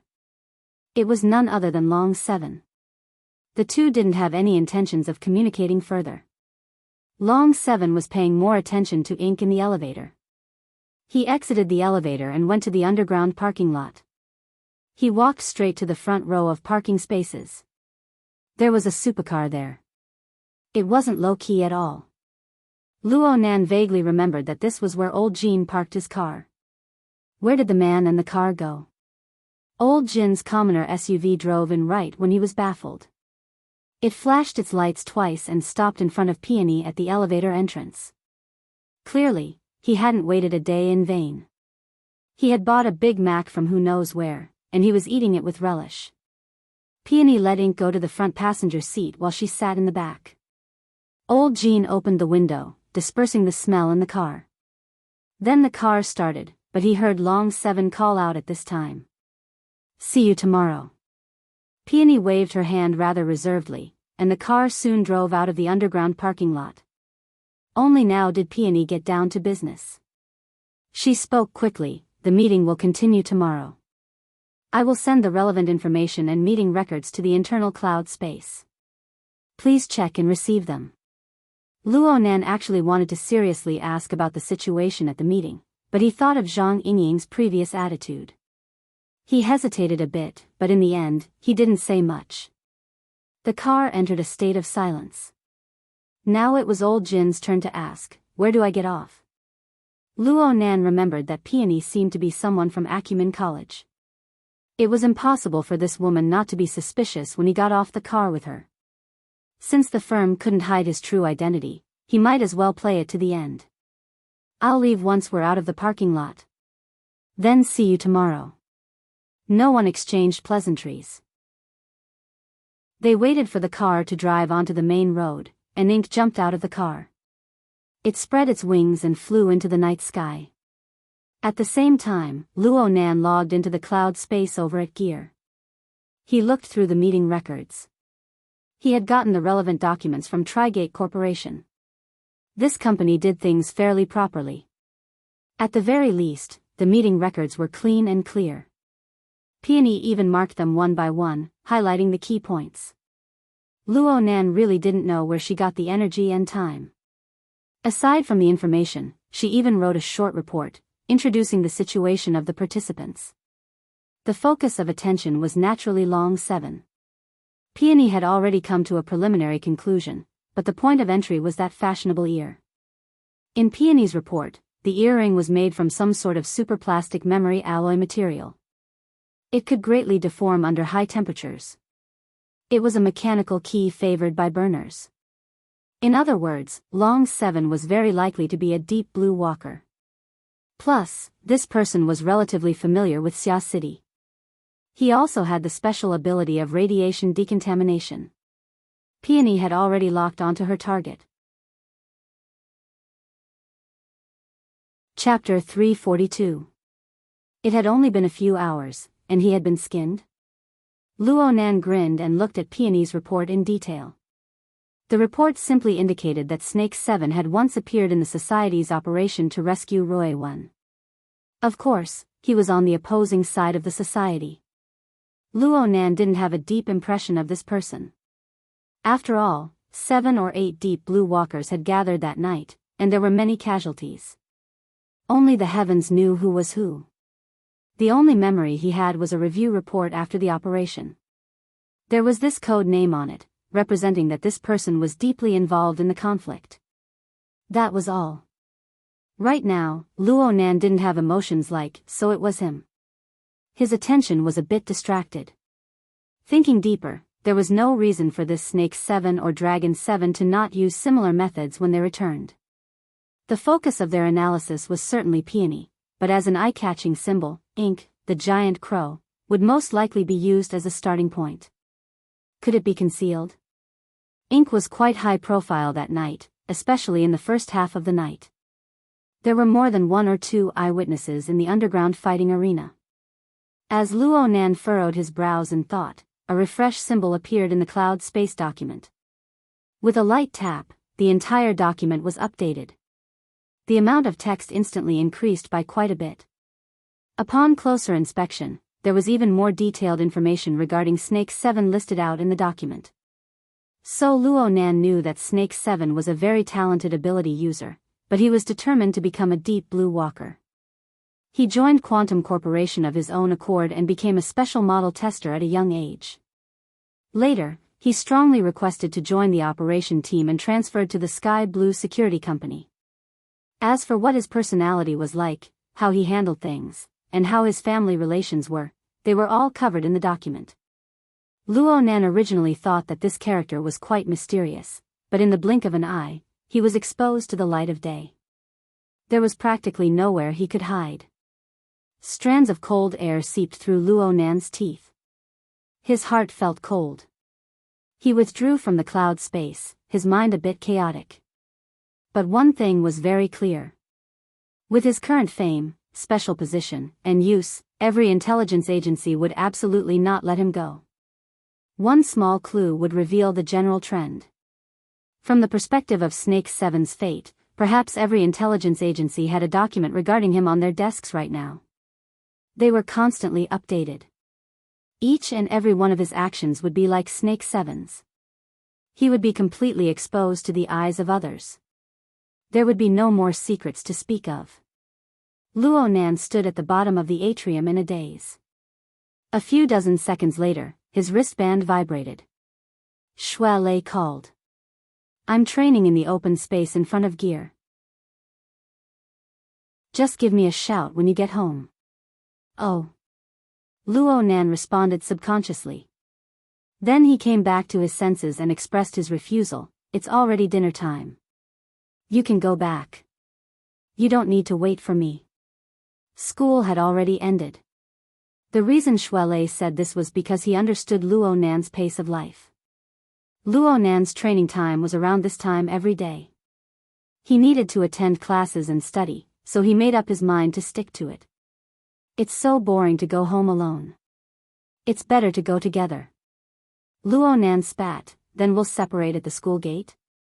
Right now Luo Nan was living at his aunt's house, while Shuelei was in the Twin River district. One went east, and the other went west. It would be strange if they went the same way. At the end of the day, Shuelei was still focused on being a bodyguard, afraid that shameless people like the headquarters would appear again. Shuelei also felt that it was quite ridiculous, so he asked, speaking of which, when are you going to be independent? You don't have to go to the hospital for treatment now. Auntie isn't afraid that I'll go for treatment. She's afraid that I'll suddenly go in for treatment again. Luo Nan knew that his health credit had gone bankrupt, and he was unable to explain the concept of the coupling of soul and flesh to Mrs. Luo Shuqing. He could only place his hopes on someone else. My cousin will be back next week. I'll give it another try with her attracting the firepower. The two chatted a bit more, and Shuelei went to practice boxing. Luo Nan was actually quite envious of Shuelei's current state. This week, with Xie Juanping's help, Shuelei had already changed his relationship with the society. Shuelei had no worries in the future. Aside from being Luo Nan's bodyguard every day, Shuelei had a large amount of time to spend on martial cultivation. Compared to his close friend, Luo Nan's mood fluctuated quite a bit. Especially now, he was stimulated by the intelligence file. His heart was quite restless, and he didn't have the mind to think about practical matters. He paced a few steps under the atrium before raising his head. In a daze, the perfectly straight atrium and the ring-shaped night sky were like a prison, sealing him inside. No, that's not right. How could there be a prison in his mother's work? Luo Nan's thoughts changed when he thought of his mother. He looked at the atrium again. The structure was one and the same. It went from the bottom to the top, as if it led to the depths of the starry sky. It was limitless. When all was said and done, those thoughts just now were born from fear in his heart, drawing a prison. Luo Nan shook his head and scattered the illusions. He looked at the time. There were still a few minutes until the appointed time. He sat down cross-legged and recalled the breathing technique personally taught to him by Gym Master Xiu. He tried to calm his mind. Several breaths later, the tides of his mind did indeed calm down a bit. He even closed his eyes and began to move his mind. The energy within his body was polished, and the heart lantern of the eye's orifice burned with brilliance. Gradually, the distracting thoughts in his mind were burned to nothing. According to coupling theory, there were two relatively complete gears in the structure of Luo Nan's body and soul. One was soul strength, born from formatting theory. It had long since surpassed the limits of what the fleshly body could endure. Its power was great and difficult to control. Luo Nan relied on the hollow depository function of the external neuron to form a stable structure.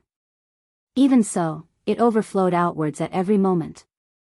It was like an iceberg towering above the vast ocean. It was vast and majestic, and the pressure it exerted was extreme. Luo Nan gave it a name.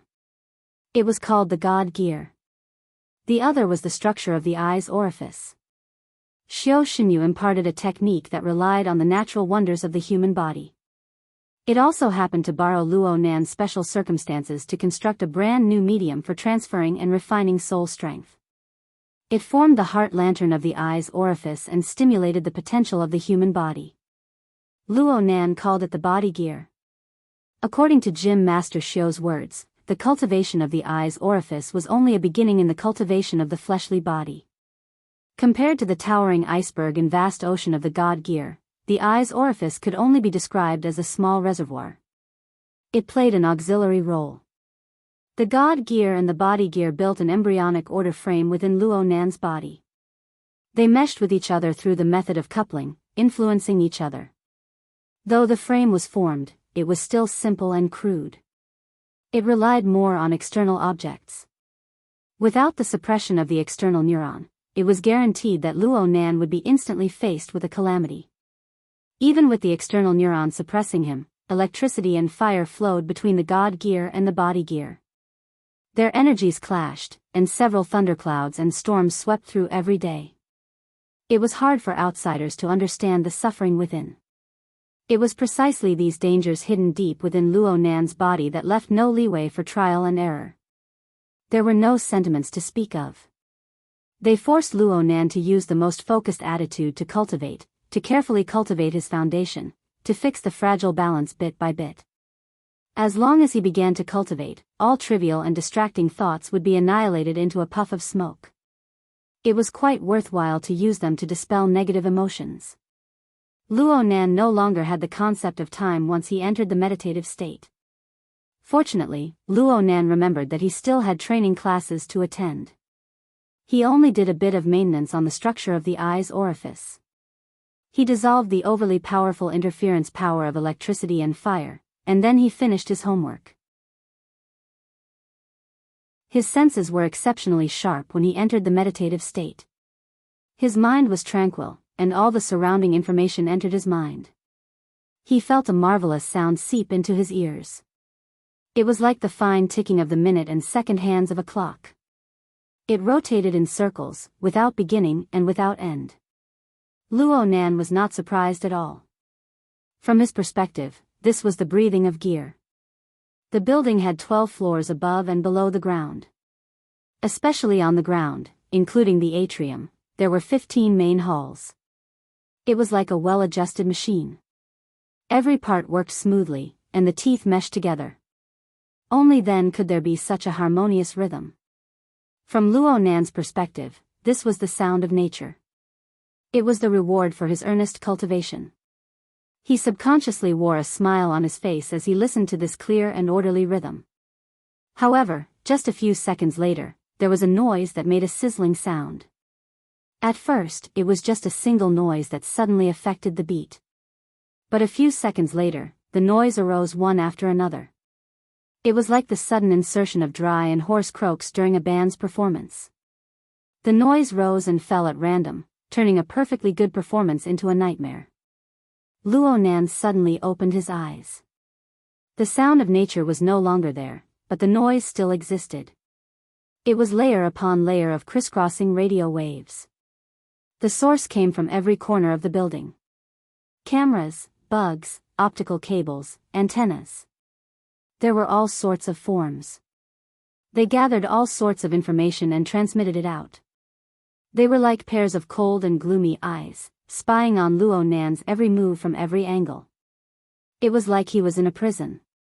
Luo Nan raised his head. The darkness could not obstruct the strengthened vision of the heart lantern of the eye's orifice.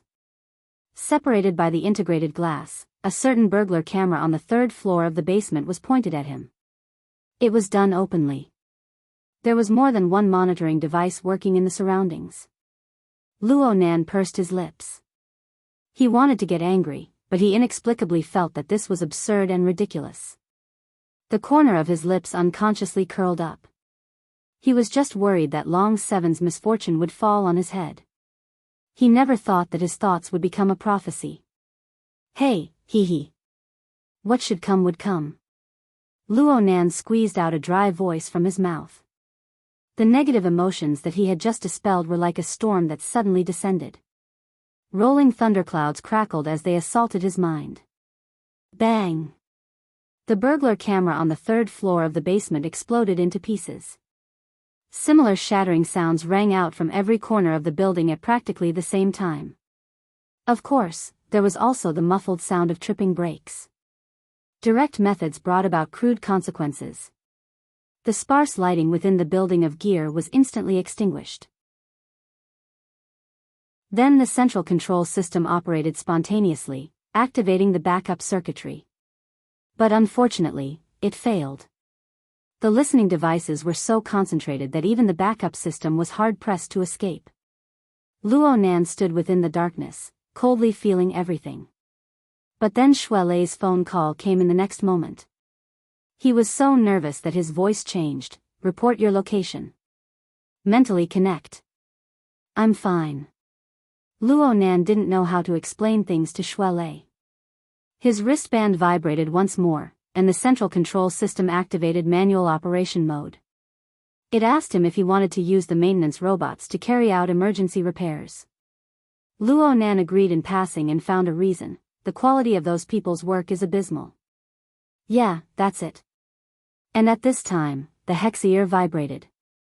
On the psychic wave network, Bamboo Pole followed the teaching plan and went online on time to greet Luo Nan. This was the usual procedure, but today's message was a bit odd.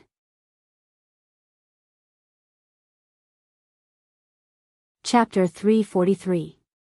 Luo Nan was stunned by the inexplicable message, but he soon connected it with the unforeseen event from before. How did he know? They're spying on me. Oh, I think they told me about it a few days ago. The direct logic aroused his anger, but a portion of his blurry memories became clear. The two sides collided, turning into a wave of meaningless emotional turmoil. Yes, He Yueyin had proposed to install monitoring and alarm equipment in gear at the beginning of the Xia City branch's testing. This was to deal with unusual situations. Luo Nan agreed at the time. Bamboo Pole was responsible for the installation, and he even integrated the control system into his wristband. This was great. When Bamboo Pole lost his temper, he didn't differentiate between friend and foe. He killed them all. Luo Nan wanted to leave a message in reply, but he didn't know what to say. He only said a few useless words after a while: "It's nothing." Hee, if it's nothing then it's nothing. Are we still going to class today? Bamboo Pole's attitude really wasn't that of a qualified teacher. He had always been like this. The training courses arranged by He Yueyin had been going on for nearly a month now. Papercut's soul strength activation techniques had become extremely simple due to Luo Nan's achievements in coupling ability. He was the first to finish. He Yueyin's world order in and out of the psychic wave network had finished 2 days ago. Crag Burst and Red Fox's practical courses needed to be adjusted due to the changes in the situation, including Luo Nan's increase in ability. They had yet to officially begin. Only Bamboo Pole's Notes on the Most Important People of the World class was still progressing steadily. Emotional turmoil wasn't a reason to refuse class. Luo Nan replied, "I'm on. Can we start now?" "No problem." Bamboo Pole immediately skipped over the unpleasant matters. As usual, he sent over a set of pictures of people, videos, and other image materials. He confirmed the main content of today's class, and then he activated the video call function. He raised his hand in greeting, and then he started chatting face to face with Luo Nan. Bamboo Pole was the only one who spoke most of the time. The content was probably, "Don't be fooled by his sanctimonious appearance. In fact, his lovers are all beautiful. Don't be surprised." This was Bamboo Pole's usual teaching method. It was known as teaching through fun. This bro was the most knowledgeable fellow Luo Nan had ever seen. He usually presented himself as a hacker, and he conveniently searched for all sorts of beautiful women. But he had deep attainments in religion, history, mystic arts, and so on. He was also a master paparazzi. His class was mainly about characters. He would only talk about 2 or 3 characters in each class, sometimes even just one. He would talk about official matters, trivial matters, news, gossip, and so on. There were many different levels and angles.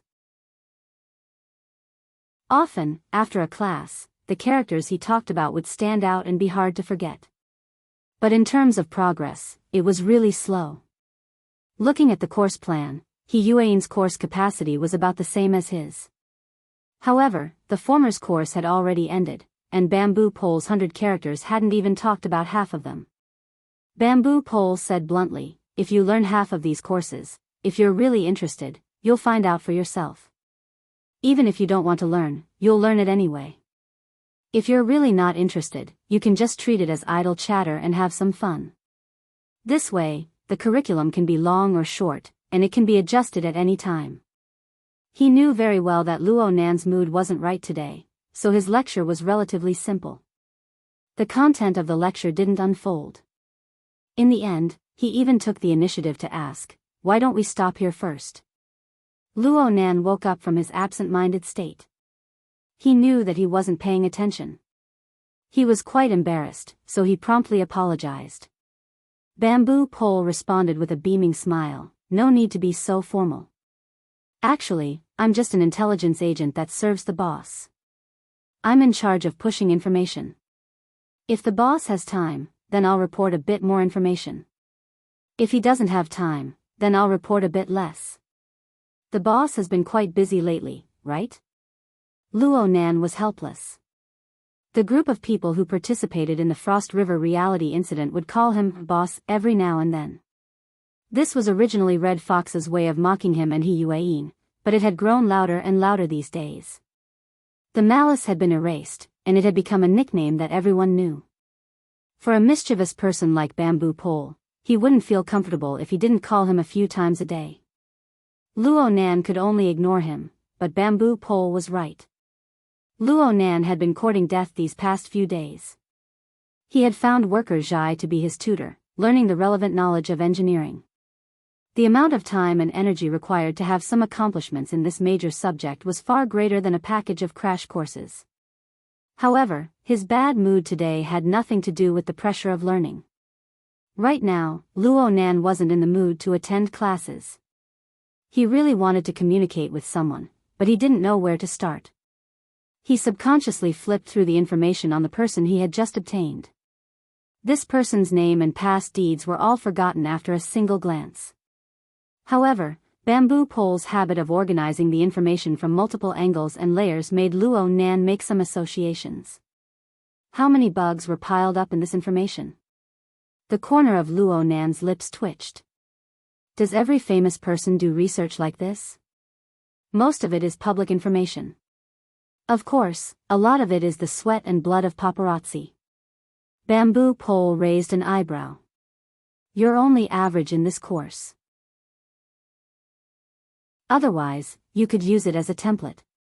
It wouldn't be a problem for you to become the #1 paparazzi in a large entertainment media company. Luo Nan suddenly had a strange thought. I can be considered a famous person now, right? To a certain extent, yes. Then, Brother Bamboo Pole, what kind of person am I? How do you research me? Luo Nan actually wanted to know just how much he had exposed to the various intelligence agencies. However, his ability to express himself was truly worrisome. It caused Bamboo Pole's understanding to be a bit off. Yo, you feel confused about life. You want to do a self-analysis? Luo Nan wanted to correct Bamboo Pole, but he had second thoughts. Zhang Yingying's words had made his mind restless before he came to gear. His terrible mood had been buried ever since then. It would be good if he could get to the bottom of it. You can say that. On the other side of the screen, Bamboo Pole sat on an ergonomic chair. He adjusted himself into a comfortable position. I've mentioned the method of researching people to you before. It's nothing more than the 3 aspects of nature, society, and psychology. Luo Nan nodded. It was true that he had learned this before, but it was quite complicated when he actually began to delve into it. Bamboo Pole chuckled. You asked in a hurry. I wasn't prepared. However, since you asked, let's treat this matter as material. Let's do a simple analysis. Okay. Luo Nan was indifferent. Let's first talk about your problem. A normal person, a person of society, has an instinctive mentality of privacy and a mentality of vigilance. People pay attention to other people's evaluations of themselves, but they very rarely take the initiative to ask others to judge them. Unless they want to show off, or they lack self-confidence. This is the meaning of asking for guidance. And all of these are considered morbid. Luo Nan grunted and couldn't help but laugh. Let's just ask for guidance. It looks like the symptoms are a bit lighter. Bamboo Pole shook his head. There's no need to ask me. Ask yourself. Ask yourself right now. Ask yourself. How is your body's condition under natural conditions? Is it vigorous like a dragon or fierce like a tiger? Or do you have a hidden illness? Be frank. Your body hasn't completely recovered yet. Luo Nan couldn't do without the external neuron right now. The difference in scale between the god gear and the body gear was a stubborn illness. This was especially true for the uncontrollable growth of his mental strength. He still had no clue as to how to solve this problem. Fortunately, the number of human-faced arachnids that wandered through Xia City was gradually decreasing. Otherwise, Luo Nan might really explode if the wraith sign of the Blood Flame Order doubled in hunting speed. He had learned the acupoint cultivation technique from Gym Master Shou, but he was unable to digest it on a large scale. Bamboo Pole didn't ask further. He changed the angle. What's your situation like in terms of social conditions? This time, Luo Nan didn't hesitate. He answered, not good.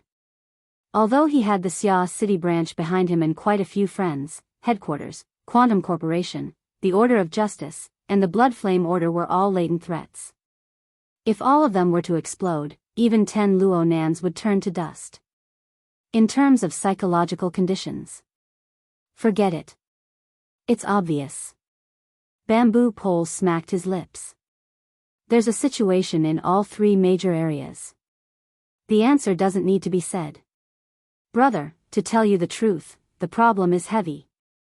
Luo Nan didn't expect that this would be the result after a bit of analysis based on Bamboo Pole's template. Wasn't this completely warped? He forgot about the matter of the intelligence organization for a moment. He stared blankly for a moment before asking, how should I solve it? Bamboo Pole spread his hands. You want me to be your advisor? How can I be counted on to do something that even secretary he can't do? Luo Nan knew this, but he still wanted to ask, Brother Bamboo Pole, if you were in my position, what would you do? If I were you, I would turn around and leave. I would run as far as I could. I would hide as deep as I could. This is what they call a cicada shedding its carapace. Retreat in order to advance. Turn light into darkness. Forget it. I know you wouldn't do this. Just treat it like I'm talking nonsense. Bamboo Pole's mind was clear-headed from beginning to end. He sighed. How about this? I'll give you 2 examples for reference. I've talked about the first one before. Her Majesty Empress Wu. At the very beginning, when Her Majesty Empress Wu just made her debut, many people said that she was Wu Mainyang, that she amused people with her beauty. They said she was Wu Jiaoyi, Empress Wu. They called Her Majesty Empress Wu all the way to Her Majesty Empress Wu, but she remained unmoved. It could be said that a rock doesn't turn in a flowing river. She's round on the outside but square on the inside. Round on the outside but square on the inside? Luo Nan instinctively felt that these words weren't right. Bamboo Pole insisted on his own opinion. Did you forget? I told you before. Her Majesty Empress Wu is very domineering, but she was able to maneuver freely in the past. Her methods were extraordinary. First, she borrowed President Ouyang's power, then she became independent and established the hidden indigo firm. She recruited non-combatants. She never kept a low profile, but she never crossed the line. She has a multitude of talented people under her command. It's not like she didn't have enemies in Xia City before, including headquarters. Now, she has either pacified them or swept them flat. No matter what the wind and waves are like, she remains unmoved. She steadily strengthens, finally becoming a great power.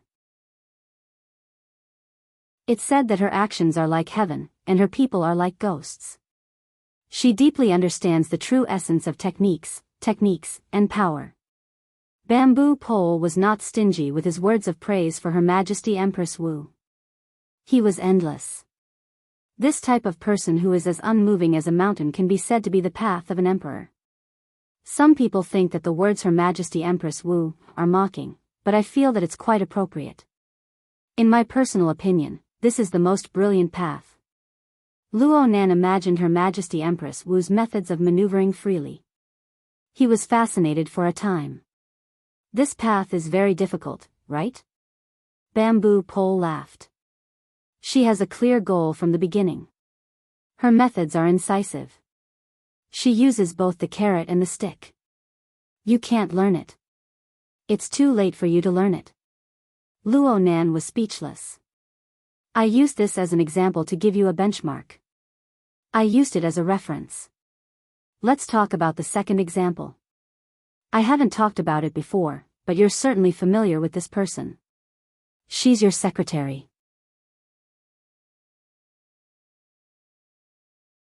Chapter 344. Through the psychic wave network, Bamboo Pole looked straight at him and grinned. I won't say much about other things, but since you've attended both my class and Secretary He's class, don't you have any thoughts? Probably. Luo Nan's heart wasn't as hesitant as his mouth was. After all, He Yueyin and Bamboo Pole were both teaching cultural classes, and their styles were completely different. In private, he couldn't help but make some comparisons. Bamboo Pole encouraged, tell me. There was no need to say much about Bamboo Pole's teaching methods. As for He Yueyin, Luo Nan thought for a bit and said, Sister Yueyin teaches. All sorts of information is readily available at her fingertips. She covers a wide range of details, and the context is clear. She is very captivating. What else? His arguments are precise, and his words are eloquent. Furthermore, they are often sharp and penetrating to the bone. Most of the time, he points directly at the deeper business behind important events. The relationship between the secular world and the inner world, the traditional political structure and the new powers of ability users, is clearly understood. Bamboo Pole's eyebrows twitched. What you've just said, I think I've done pretty well. Of course, I can forget about the righteous promise part. But don't just praise me, do you think I don't have any flaws? Or is it something different from me? He saw that Luo Nan was a bit hesitant, so he urged Luo Nan with all his might, relax. I won't blabber. Plus, even if I say it, people will be open-minded. They won't care. I don't know what's missing. In the end, Luo Nan was an honest child. He didn't want to gossip behind Luo Nan's back. He pondered for a while before saying, I'm different from you. The knowledge points in class are more concentrated, and the pace is much faster than yours. Bamboo Pole laughed heartily and clapped his hands. That's right. Huh? Luo Nan didn't understand what was so funny about this. Bamboo Pole reminded him further, isn't the timetable he arranged for you for the same reason? From morning till night, you followed him closely? It's all right. It's not particularly tight. Besides, if I don't do this, how can I quickly grasp knowledge? Of course you think it's normal, because you and she are the same kind of person. They're all like a taut bow. When they shoot out an arrow, it's sharp and indestructible. But what about during normal times? Luo Nan was slightly stunned. This was the first time he had heard someone place him on the same level as He Yueyin. Bamboo Pole continued, no one in the branch can keep up with Secretary He's fast pace. It's as if there's a beast chasing after her. Ever since she had joined, she had assisted in the affairs of the branch and drawn up various systems. Of course, it was good, but it was a loose association, and they weren't in a state of war. Who could persevere every day? Out of 100 people, 10 are used to it, 10 are persevering, 50 are slackers, and 30 are dragging us down. Before we can face the external enemies, we will collapse internally. Luo Nan seriously suspected that Bamboo Pole had seized the opportunity to ridicule him. As a hacker, this guy was naturally skeptical of all constraints. He was a standard anarchist, and he never hid this when he taught. But Luo Nan really admired one thing about Bamboo Pole. Ridicule was ridicule, but Bamboo Pole and He Yueyin were the best partners in these operations. Their tacit understanding was the highest. We are talking about an example. Bamboo Pole adjusted his posture on the ergonomic chair and said helplessly, in a sense, people like Secretary He are very self-centered. Don't doubt me, I'm talking about you. Unconsciously or unconsciously, you always think that the earth will rotate according to your rhythm. Luo Nan, who was self-centered, could only listen.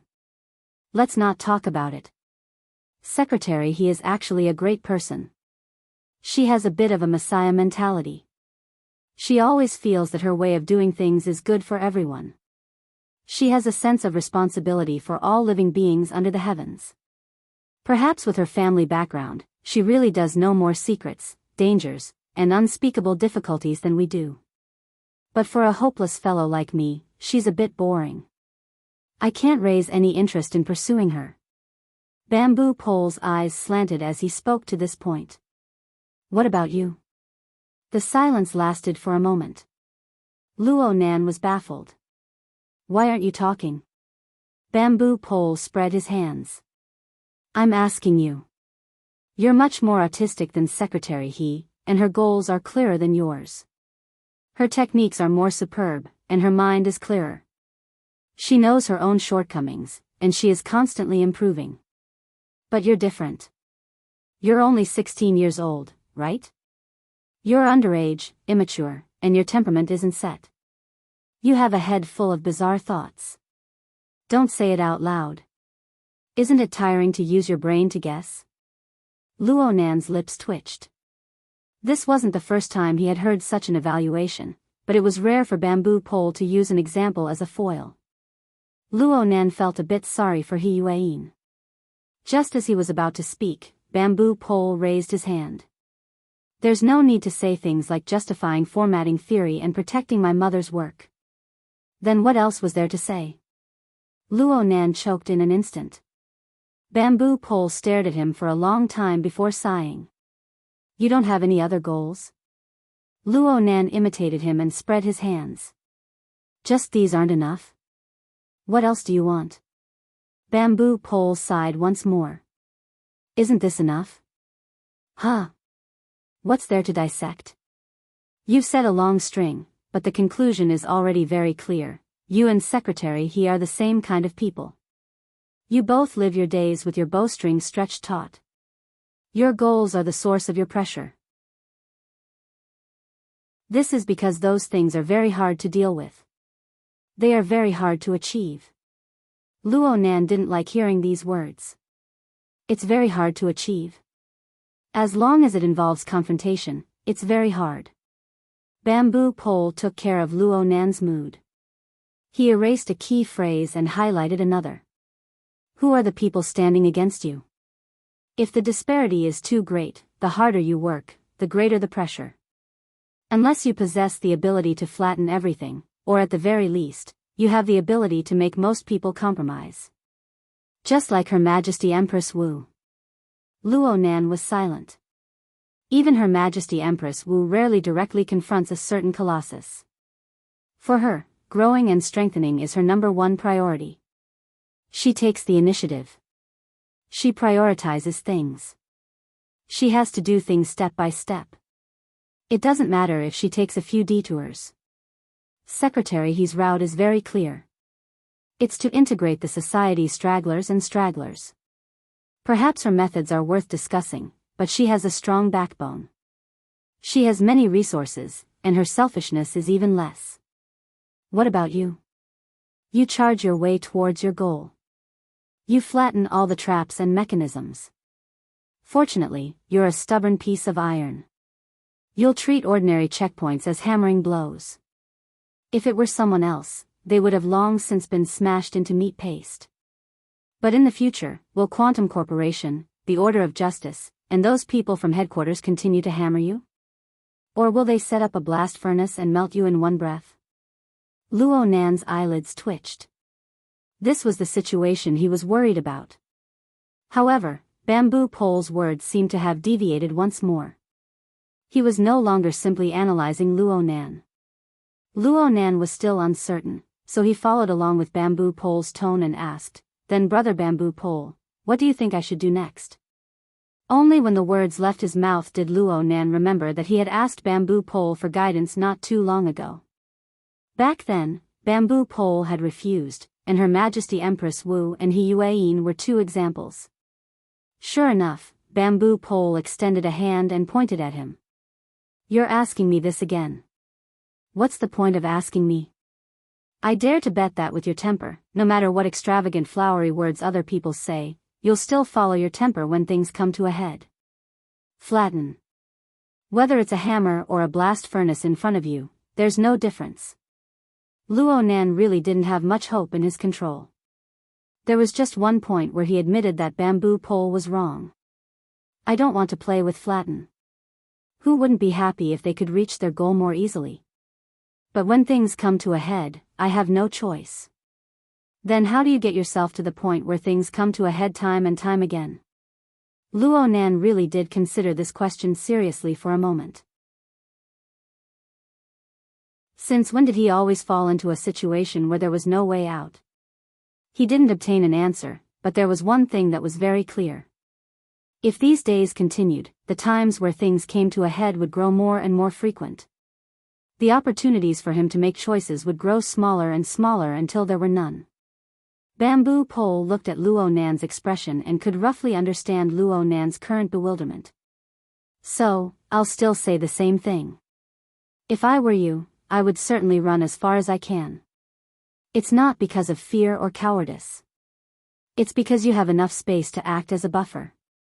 Only then can you grow and strengthen. Only then can you have the leeway to choose. That's impossible. Luo Nan didn't even need to think before he refused.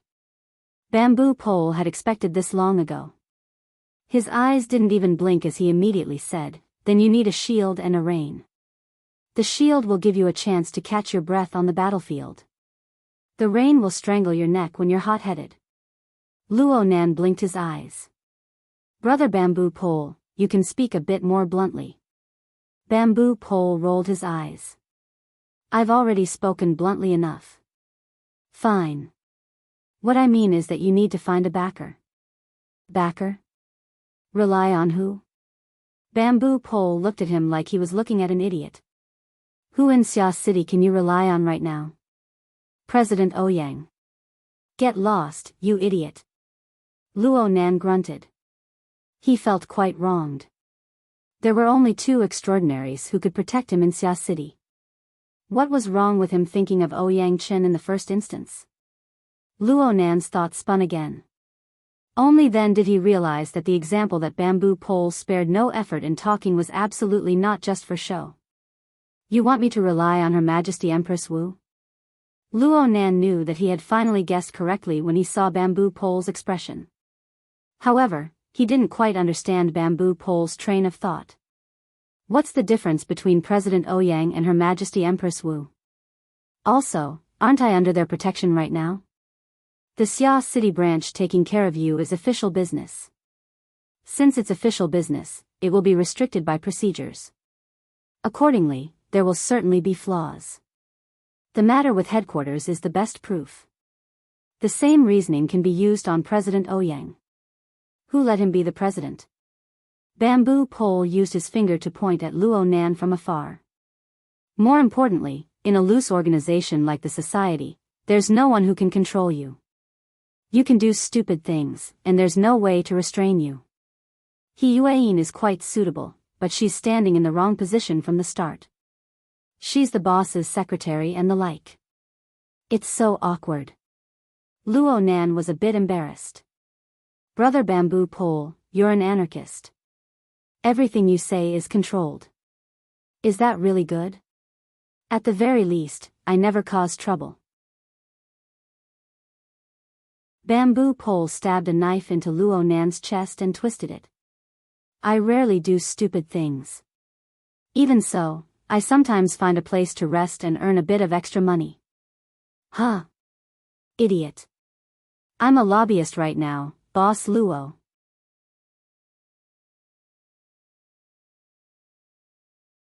Chapter 345. Luo Nan bid farewell to Shui Lei at the school gates and took a car back home. The car he rode in was sent by the Xia City branch. The driver was a professional security guard with extraordinary strength. The two were not familiar with each other, so they did not talk much on the way. Luo Nan was the only one staring blankly most of the time. It was just as Bamboo Pole said. Today, Luo Nan had indeed become a lobbyist in addition to teaching. And the person who hired him was the legendary Her Majesty Empress Wu. Bamboo Pole was eloquent, and his persuasive skills were sufficient. Luo Nan was indeed a bit moved at the time. But the awkward thing was that he had pretty much forgotten all of these words by the time he got in the car. It was not that he was not attentive, but that he was overly nervous. Luo Nan had always been the focal point of the society during his time there, but this was the first time he had accepted a genuine recruitment like today. He lacked the relevant social experience. His mind was a complete mess of distracting thoughts when he encountered this matter. He did not know how to respond. So much so that Luo Nan remembered the most clearly not the benefits Her Majesty Empress Wu would give him. Instead, it was Bamboo Pole's words of consolation. Boss Luo, you are not of age yet, but you are already a complete member of society. Things like this are unavoidable. You can seek the opinions of others. Ask more. Refer more. Don't rush to make a judgment. Her Majesty Empress Wu went through me and not through Zhang Yingying because that girl is too impatient. She wants to avoid playing the emotional card and affecting your judgment. These words were filled with sincerity, but the reason why Luo Nan remembered them was because Bamboo Pole's words, member of society, poked at his sore spot. Luo Nan opened the car window and rested his elbow on the window frame, feeling the incoming night wind. A moment later, he used his other hand to draw a diagram. It was a tetrahedron, and it was divided into 5 layers. According to formatting theory, this was the societal formatting diagram. From bottom to top, it was clearly divided into 5 layers: student, employee, technician, priest, and politician. This was the classification of the resources he controlled. It was barely possible to correspond to the outside society. Luo Nan still remembered his first conversation with Zhang Yingying on the ship Lanshan.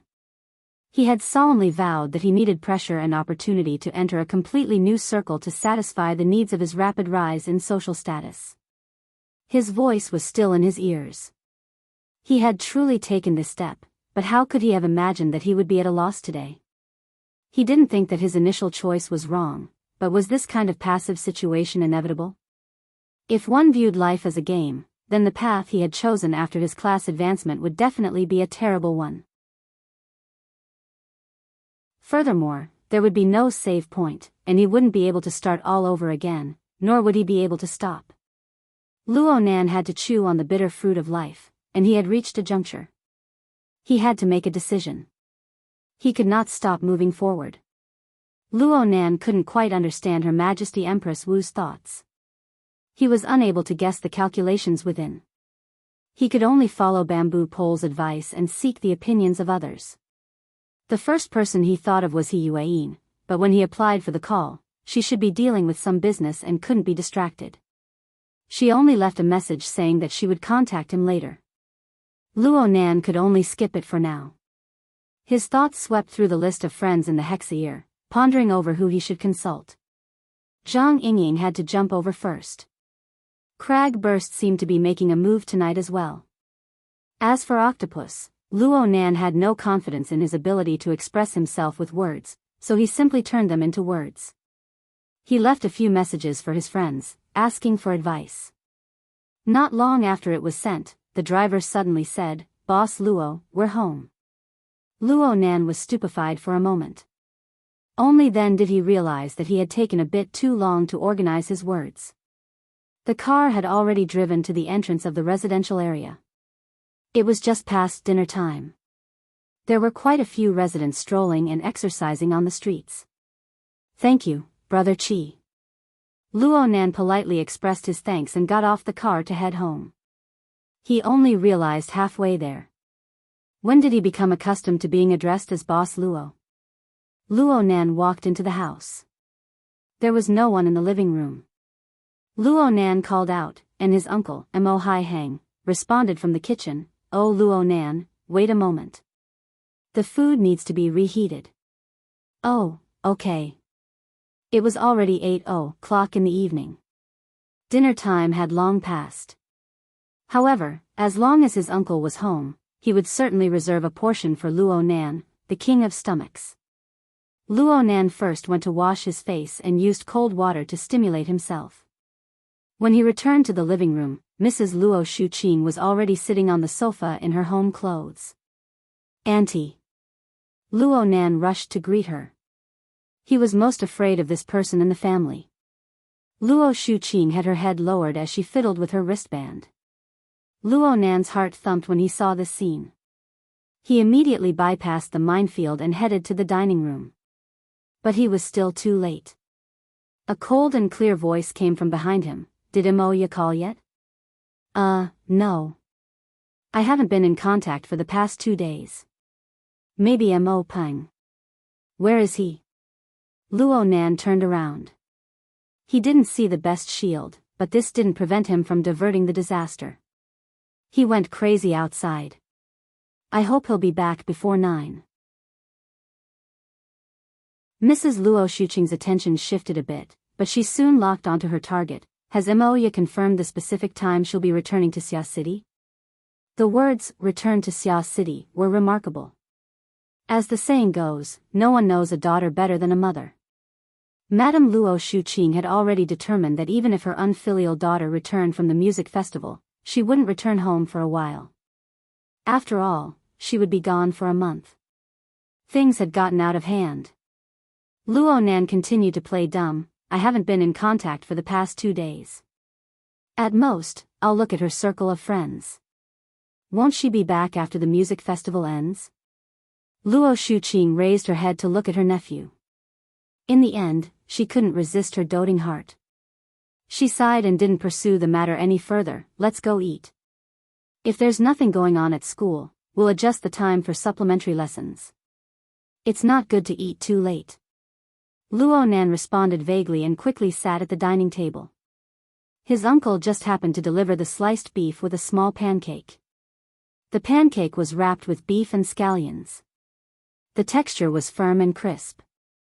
It was very chewy and went well with the rice. Luo Nan was half serious and half fake in order to avoid trouble. He buried his head in the food and didn't give his mouth any time to rest.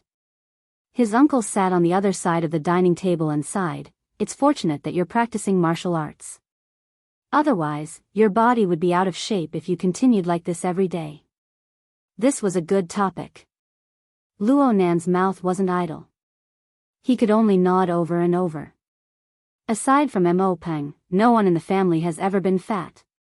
If you have the ability, then feed that unfilial daughter into a pig. I want to see how she'll go wild in the outside world. Luo Shuqing was annoyed by being alone in the living room, so she came to the dining table. His uncle immediately shut his mouth and smiled, avoiding the frontal attack. Luo Shuqing knew that her husband had an impenetrable ability. Her gaze turned to a certain person who was the easiest to bully. Luo Nan hated that he couldn't stuff the entire beef pancake into his mouth. But he had eaten too quickly just now. The previous roll had already entered his stomach. Right now there was a gap, and he couldn't avoid it. His brain heated up, and by some strange coincidence, he self-destructed. "Today, a friend's boss wants me to go work at her company."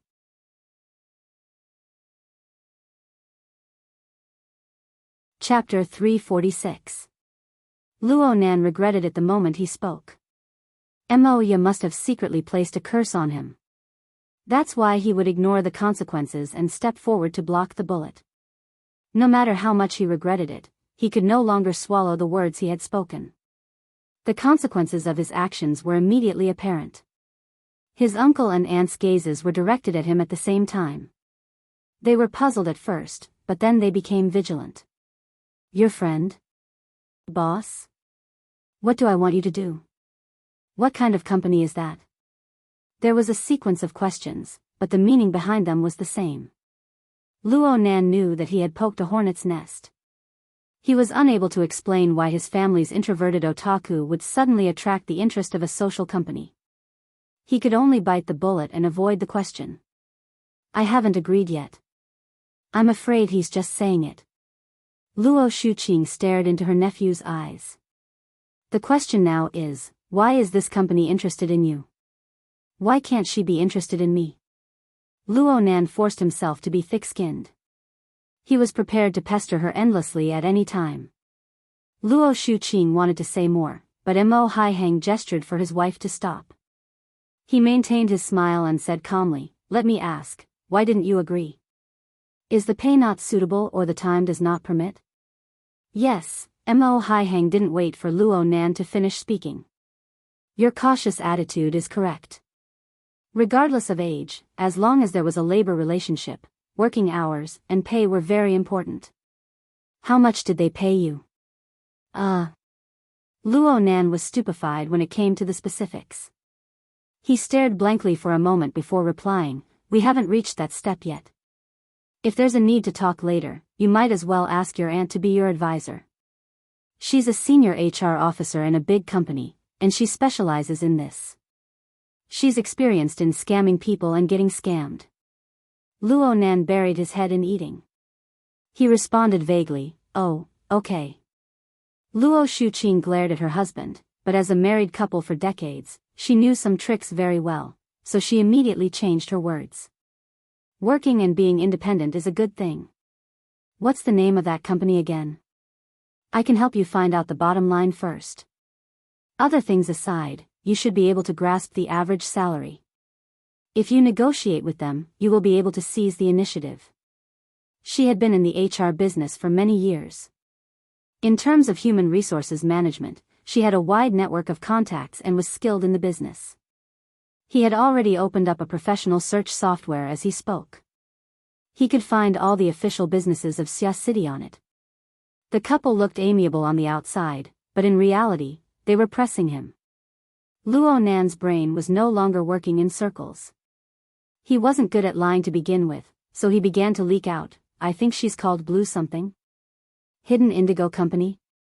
It should be an office." Luo Nan half buried his face into his rice bowl. Otherwise, the cold sweat on his forehead would be seen clearly. Now he knew why he was in such a difficult situation in just a month, and why he had made so many enemies. This impulse was too deadly. Luo Shuqing quickly found out the results. Hidden Indigo Firm. Oh, there's registration information and tax payment records. It's mainly engaged in legal consulting business. It seems to be fairly formal.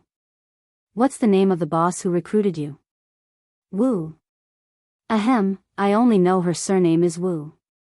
Wu Jiong. Luo Shuqing read out the name of the legal representative of the firm. For a moment, the restaurant was filled with awkwardness. Long live Her Majesty Empress Wu.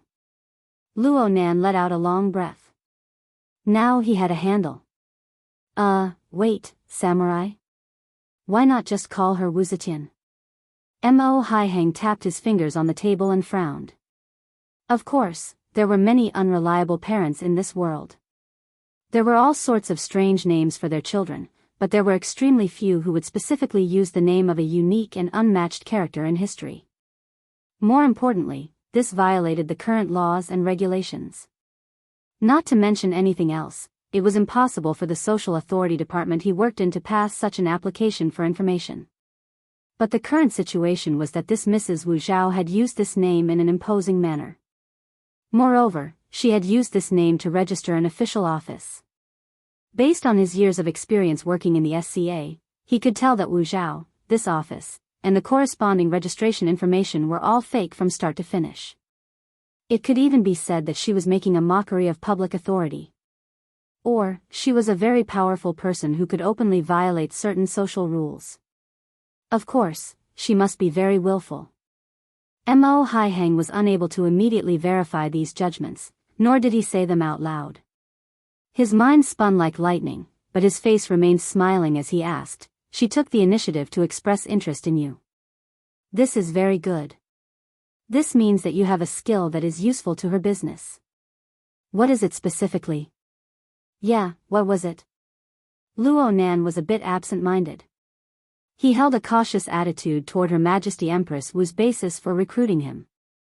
It was hard not to be suspicious when he carried a treasure on him. He didn't have an answer right now, but he couldn't stop talking. He could only rack his brain and comb through his abilities on the surface. Fortunately, a flash of inspiration struck him before he suffocated to death. He combined today's experience and found a reason. They appreciate my sketching ability. Sketching? Luo Nan's answer was more or less outside of the expectations of the two parents. They looked at each other once more. They knew that Luo Nan had a sketching ability. He could sketch a vivid and lifelike drawing in an extremely short amount of time. But what was the use of this toy? Luo Shuqing immediately asked, "What does the hidden indigo firm need this kind of employee for? It seems to be a detective or something. Nowadays, many people carry anti-surveillance equipment. Some things are hard to operate, and it will arouse the other party's vigilance. They want to recruit someone like me to give it a try." Private detective? Luo Shuqing's brows locked tight. This sort of job. Yeah. I also feel that this sort of job is a bit strange. It's just that I can't refuse them face to face because of my friend. I'll wait for the other side's enthusiasm to subside in 2 days. Then I'll refuse. Luo Nan finished speaking in a single breath and let out a long sigh of relief. He had finally made the connection, but he would certainly collapse if he continued speaking. He immediately swept the food off the table like a whirlwind sweeping away the clouds. Then he stood up. "That's about it. Uncle and Auntie, don't worry. I won't run off into society. Oh, the materials for today's supplementary lessons should be sent over. There's also homework. I'm going upstairs." He didn't even tidy up the dishes after he finished speaking. He turned around and left. Luo Shuqing still wanted to call out to him, but Mo Haiheng gestured for her to calm down. The two made eye contact, and Luo Shuqing discovered that her husband's attitude was extremely serious. Luo Nan went up to the second floor in a few steps and fled to his room. He locked the door and finally relaxed. He lay on the bed, swayed a few times, and then began to roll around while holding his head. "Luo Nan, you pig. Dumbass. Idiot." He muttered as he defiled himself to relieve the hatred in his heart. But soon, he began to feel weak in his heart. His two elders should be pondering over his matter right now. His words were full of flaws. He shouldn't think of getting through this easily. For now, he needed to do some detective work. Oh no, it should be the work of a spy. Yes, with his mental sensing ability, there were no secrets to the conversation between uncle and auntie. When the time came, he would design a plan to deal with suspicions. It shouldn't be hard to brush them off, right?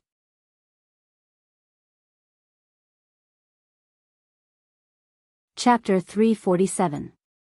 "Mr. Luo, are you looking for me?" He Yueyin asked through the hex ear. Her voice was low and hoarse. She was probably in a rather tired state. Luo Nan grunted, unable to respond immediately. He remembered Bamboo Pole's example, and knew that he Yueyin was also under a lot of pressure. It was inevitable that he would feel a little embarrassed constantly troubling her. "Mr. Luo?" He Yueyin's tone was still questioning, but her attitude was still very calm. "It's like this. Just now, Brother Bamboo Pole mentioned." Luo Nan did his best to make a long story short. He talked about how Bamboo Pole earned extra money and how he helped Her Majesty Empress Wu recruit him. In the end, he naturally asked for He Yueyin's opinion. He Yueyin didn't respond immediately. She was silent for approximately half a minute. When she opened her mouth again, she didn't rush to answer Luo Nan's question. Instead, she inquired about the details of the time, including the examples that Luo Nan was too embarrassed to elaborate on. She asked about them one by one. Luo Nan was basically forced by He Yueyin to recollect the situation at the time once more. He felt even more awkward. He felt like he was a villain who was trying to stir up trouble. He Yueyin didn't care about this. After thinking for a moment, she opened her mouth and said, "Mr. Luo, are you considering whether or not to join? Or are you considering Her Majesty Empress Wu's thoughts?" These words hit the nail on the head. Luo Nan had gone through this period of contemplation, and He Yueyin had forced him to recall. Luo Nan was more or less clear about his own thoughts. Why did he join the hidden indigo firm? In the past, Zhang Yingying had also introduced the firm to him. The main business of this firm was to provide services to the rich and powerful of Xia City. They looked for rich men to catch sheep, managed interpersonal relationships, made investments, and so on. This wasn't the life Luo Nan wanted. Except for a generous income, Luo Nan didn't have anything to hide. He immediately responded, I don't understand what Her Majesty Empress Wu is thinking. Well, hold on. She doesn't seem to be particularly eager to recruit me. A flash of inspiration flashed through Luo Nan's mind as he spoke, and the meaning of the latter half of the sentence changed. He Yuan declined to comment. What's the reason? You know, a few days ago, the firm did a business outsourcing. This model suits me very well. At least, it's more suitable than working in the firm. If it wasn't for this matter, and I'm in urgent need of money now, I might really join. But since there's a better way, it'll definitely affect the so-called recruitment. Isn't that so? Luo Nan was a bit lacking in confidence when he spoke to this point. He urgently needed to seek advice. He Yuan replied, there's no problem with the overall train of thought. Really? There's only one thing that needs to be corrected. According to Her Majesty Empress Wu's temperament, the business opportunities you've obtained should be compensation. Luo Nan expressed his lack of understanding. He Yuan explained to him, according to what you've said, Bamboo Pole's evaluation of Her Majesty Empress Wu is quite appropriate. Her Majesty Empress Wu has always abided by the law and disregarded morality. She seems to not bother with trifles normally, but she is actually very strict, both to others and to herself. It wasn't just this time. In the past, Bamboo Pole had also mentioned this point in class, and had even given a few examples. But when Luo Nan thought of Zhang Yingying, he went a bit off track. He really couldn't imagine how that sister, with her flying and bouncing temperament, was able to survive under the pressure of her strict boss. It would be difficult to establish a relevant impression. But now that He Yuan had said the same thing, he had no choice but to believe it. Harsh it is. I don't want to go anymore. What does this have to do with compensation? Because of the headquarters. He Yuan's words hit the nail on the head. Headquarters took action against you after Her Majesty Empress Wu agreed to protect you from President Ouyang. The situation was critical at the time. Admittedly, Black Beetle was the reason behind it, but an oversight is an oversight. Her Majesty Empress Wu is harsh to herself and others. Mending the pen after the sheep is lost must be done. Otherwise, even if Yingying is different from ordinary people, it would be very difficult to obtain Her Majesty Empress Wu's agreement to give you a deal worth several million. Luo Nan suddenly realized, no wonder. Otherwise, it could be said that there was no such thing as meat pies falling from the sky in this world. Now the feeling of unease brought about by the generous business rewards vanished like smoke in thin air. So this was exchanged with his life. Of course, Her Majesty Empress Wu's principle of self-discipline and Zhang Yingying's care and concern were still engraved in his heart. And now, after He Yuan explained that the compensation, she changed the topic and entered the main topic. As for this recruitment, it's just as you said. Her Majesty Empress Wu probably doesn't expect you to join the hidden indigo firm. She had Bamboo Pole deliver the message. She probably expressed her attitude more than anything else. What attitude? Her Majesty Empress Wu is well known for pushing down the wall. She has devoted herself to forging a brand new social order these past few years, allowing ability users to seamlessly enter the secular society. Naturally, it is easier for young people to exert influence in promoting and putting her theories into practice. In fact, she is famous for her love of training young people with potential. Brother Bamboo Pole talked about this before. Well, are you saying that Her Majesty Empress Wu is displaying her appreciation for me? He Yuan let out a rare chuckle. The word display is well used.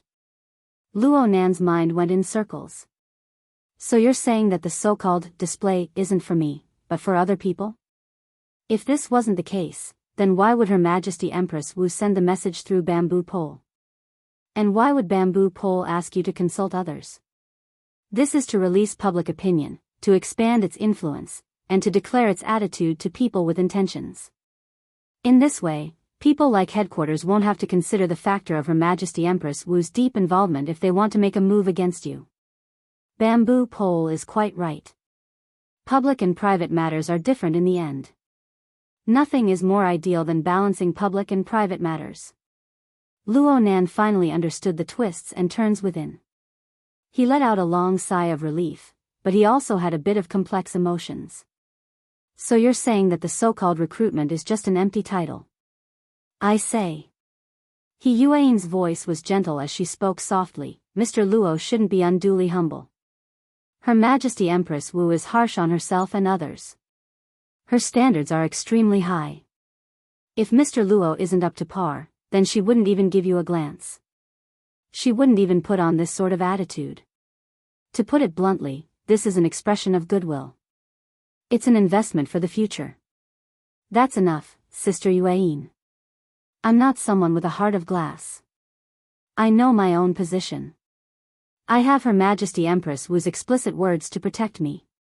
What's there to be dissatisfied about? Luo Nan responded with a brisk tone. After dispelling his doubts, he was really embarrassed to take up more of He Yuan's time. He immediately said, Sister Yuan, I'm relieved after you explain things. You still have things to do over there, right? Hurry up and do what you need to do. I'm doing homework, and I still have evening classes. It's nothing. It's just some routine work. I've already finished dealing with it. But you've been arranging your homework tightly. Can you handle it? No problem. You don't mind, do you? Luo Nan suddenly recalled that he had repeated Bamboo Pole's example and evaluation to He Yuan. Those words weren't anything good. Of course, Luo Nan's question was really stupid. Mind what? Her Majesty Empress Wu is just taking the opportunity to knock me down a bit. Huh. Bamboo Pole certainly counted me in when he told you to consult others. Most of those words were said for me to hear. It's probably because I've been acting too hastily in the branch recently. Sister Yuan. Luo Nan didn't know what to say for a time. He knew that He Yuan was under enormous pressure from Bamboo Pole's evaluation. If another extraordinary were to express her opposition, then He Yuan's handling of matters in the future would become even more burdensome. He Yuan turned around to comfort him while he was worrying. You know your own position, and so do I. Bamboo Pole said that my goal is much clearer than yours. Actually, what he said isn't correct. Your goal is equally clear. It's just that many aspects are involved in realizing it. It's too complicated between light and dark. It's not easy to start. Yes, that's the logic. He Yuan's words really spoke to the bottom of Luo Nan's heart. His goal, whether it was to clear his grandfather's name or to protect his mother's work of art, involved many levels and many powers. They were all intertwined with each other. He didn't have the skill to solve this problem. He didn't have the corresponding sharpness to cut through the Gordian knot. It was as if He Yuan could hear his thoughts. She said, since it's like this, I might as well say a cliché. Sharpening the knife will not delay the work of chopping wood. If you really don't know where to start, then just sharpen the knife. Wait until the blade is sharp, and there will be a day when your worries will be severed. Yes, I know. Sister Yuan, I will definitely work hard. Luo Nan couldn't help feeling a bit embarrassed when he spoke to this point. Why did he sound like an elementary school student writing a pledge? He Yuan didn't mind. She said softly, your mental ability to interfere with matter has just manifested. You don't know what to do. You must be careful. If you don't want to go to Bai Xinyan's place, there's no harm in going to Divine Yu Gym. They're quite brilliant at nurturing energy, solidifying the foundation, and cultivating the body. Yes. Gym Master Xiao is truly talented. Luo Nan spoke sincerely. He Yuan paused for a moment. Then she suddenly asked, you're still cultivating the eye's orifice? Yeah. Gym Master Xiao said that the eye's orifice has just reached small success. It needs to be consolidated until yin and yang are connected from the outside. And then? Then you need to cultivate the ear orifice and the mouth orifice. At the very least, you need to cultivate the 3 essentials. Only then can you proceed to the next step. Yuan gave a light grunt and said, the 3 essentials of the 9 orifice are to clear the internal organs, solidify the essence and energy, and purify the mind. These are the proper paths of cultivation. There's no harm in cultivating them seriously. But if it's just some bizarre talk, or daydream, then you don't need to pay attention to it. Huh? Luonan didn't understand what she meant by daydream or daydream for a time. By the time he came back to his senses, Yuan had already said good night to him and ended the communication. This was strange. Why did she suddenly say this?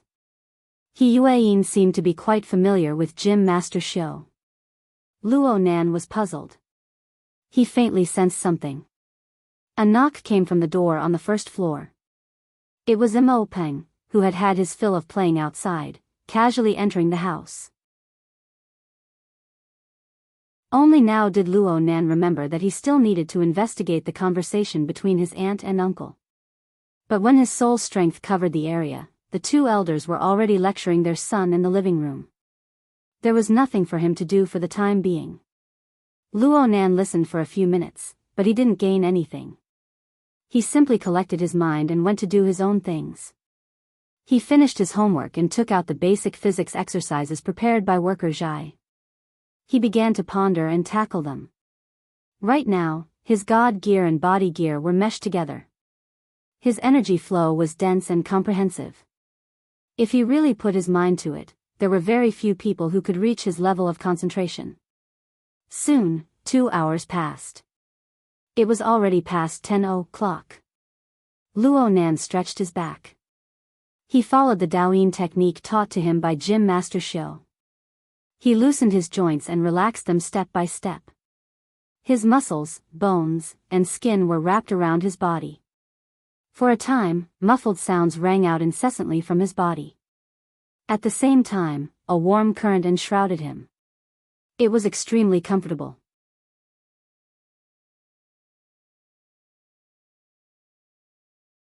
Chapter 348. Night sounds. Luonan put everything down and got onto the bed. He stripped down to his underpants, adjusted his breathing, and began his night training. A thin layer of sweat covered his body after half an hour of breathing guidance, but the state of his body and mind had already recovered to their peak. The flame of the heart lantern of the eye's orifice flickered within his brain. Luonan's thoughts stirred, and the heart lantern flickered, sending the warm light into his internal organs. Gym Master Shou once said that after the cultivation of the eye's orifice reached small success, the inner vision would be like the sun and moon illuminating the mountains and rivers. Even if one could not truly see through the wondrous attainments of life without missing anything, one could still pierce through the clouds and break through the mist. Luonan saw that the structure of his internal organs had the shape of a rampart under the spiritual light of his internal vision. It was like a high cliff and deep valley, with towering rocks. The disorderly layout was vague. He didn't care about this. He just merged his mind with his eyes. The sun and moon rotated and shone down, fixing on the gate of life in his spine. He burned and refined his essence energy, gradually pouring it into the bottom of the perineum. When the yang energy was full, it naturally surged up and seeped into his internal organs. This time, it was like water sprinkling on lava. Vital energy hissed and boiled. It was like roiling clouds, changing shape in myriad ways. Luonan felt such a sign when he burned and refined his essence energy. After a moment of shock, he was delighted. Burning the pill furnace, filling the mountain with smoke. The technique of transforming essence into qi has already reached its peak. The next step is to reach the peak of Kunlun and then open up a field of blessings. No wonder even Master Lien said that we should wait for the torrent to pour down and overflow before making a judgment. The time is right, and it's clearly today. It must be known that Luonan's body and soul were originally imbalanced. He had no choice but to use all the vital energy in his body to nourish the eye's orifice, forming a body gear. Only then did he have the opportunity to borrow the majestic and vast power of the god gear. If he hadn't comprehended the coupling technique, he might have had to toss and turn for several months. He might even have had to undergo some strengthening surgery in order to maintain that fragile balance. But things in this world always move in the opposite direction when pushed to the extreme. Luo Nan received his mother's blessing, comprehended the coupling technique, and crossed the most difficult juncture. The crisis transformed, and the corresponding benefits were greater. Ordinary people relied on time and effort to cultivate the internal refinement technique. If one wanted to reach the level of burning the pill furnace and filling the mountains with clouds, it was possible to cultivate for 7 days, 8 days, 9 days, or even 100 days, a year, or even 3 years. But Luo Nan was here. The power of formatting theory was far too great, and the glacial ocean hung high. Even if he only poured a little and interfered, he would still advance bravely. Ever since the heart lantern of the eye's orifice had broken the boundaries of interference, it had become unstoppable in the short 7 days. With just a few thoughts flashing through his mind, clouds gathered in the middle of his chest and abdomen. They were dyed with 5 different colors. Especially where his liver and gallbladder were, the green aura was the thickest. According to the classical theory of the East, the eye's orifice was like the mouth of a spring, with its source below. The Nan. Oh. Young. Ancient. The mechanism affected the entire body, including the liver, gallbladder, eyes, fingers, and tendons. It seemed to be bouncing around, but it was actually all connected in one breath. This was what Gym Master Xiao meant when he said, "The body is like a mountain range, densely planted with soil. The breath is like flowing water, twisting and turning." My eye's orifice reservoir is finally connected to the source. It's flowing water. Earlier, Luo Nan had exhausted all of his vital energy to open the eye's orifice, barely able to withstand the terrifying pressure of the God Wheel. The iceberg ocean continued to pour soul power into his eye's orifice. His eye's orifice was just like a reservoir with limited capacity.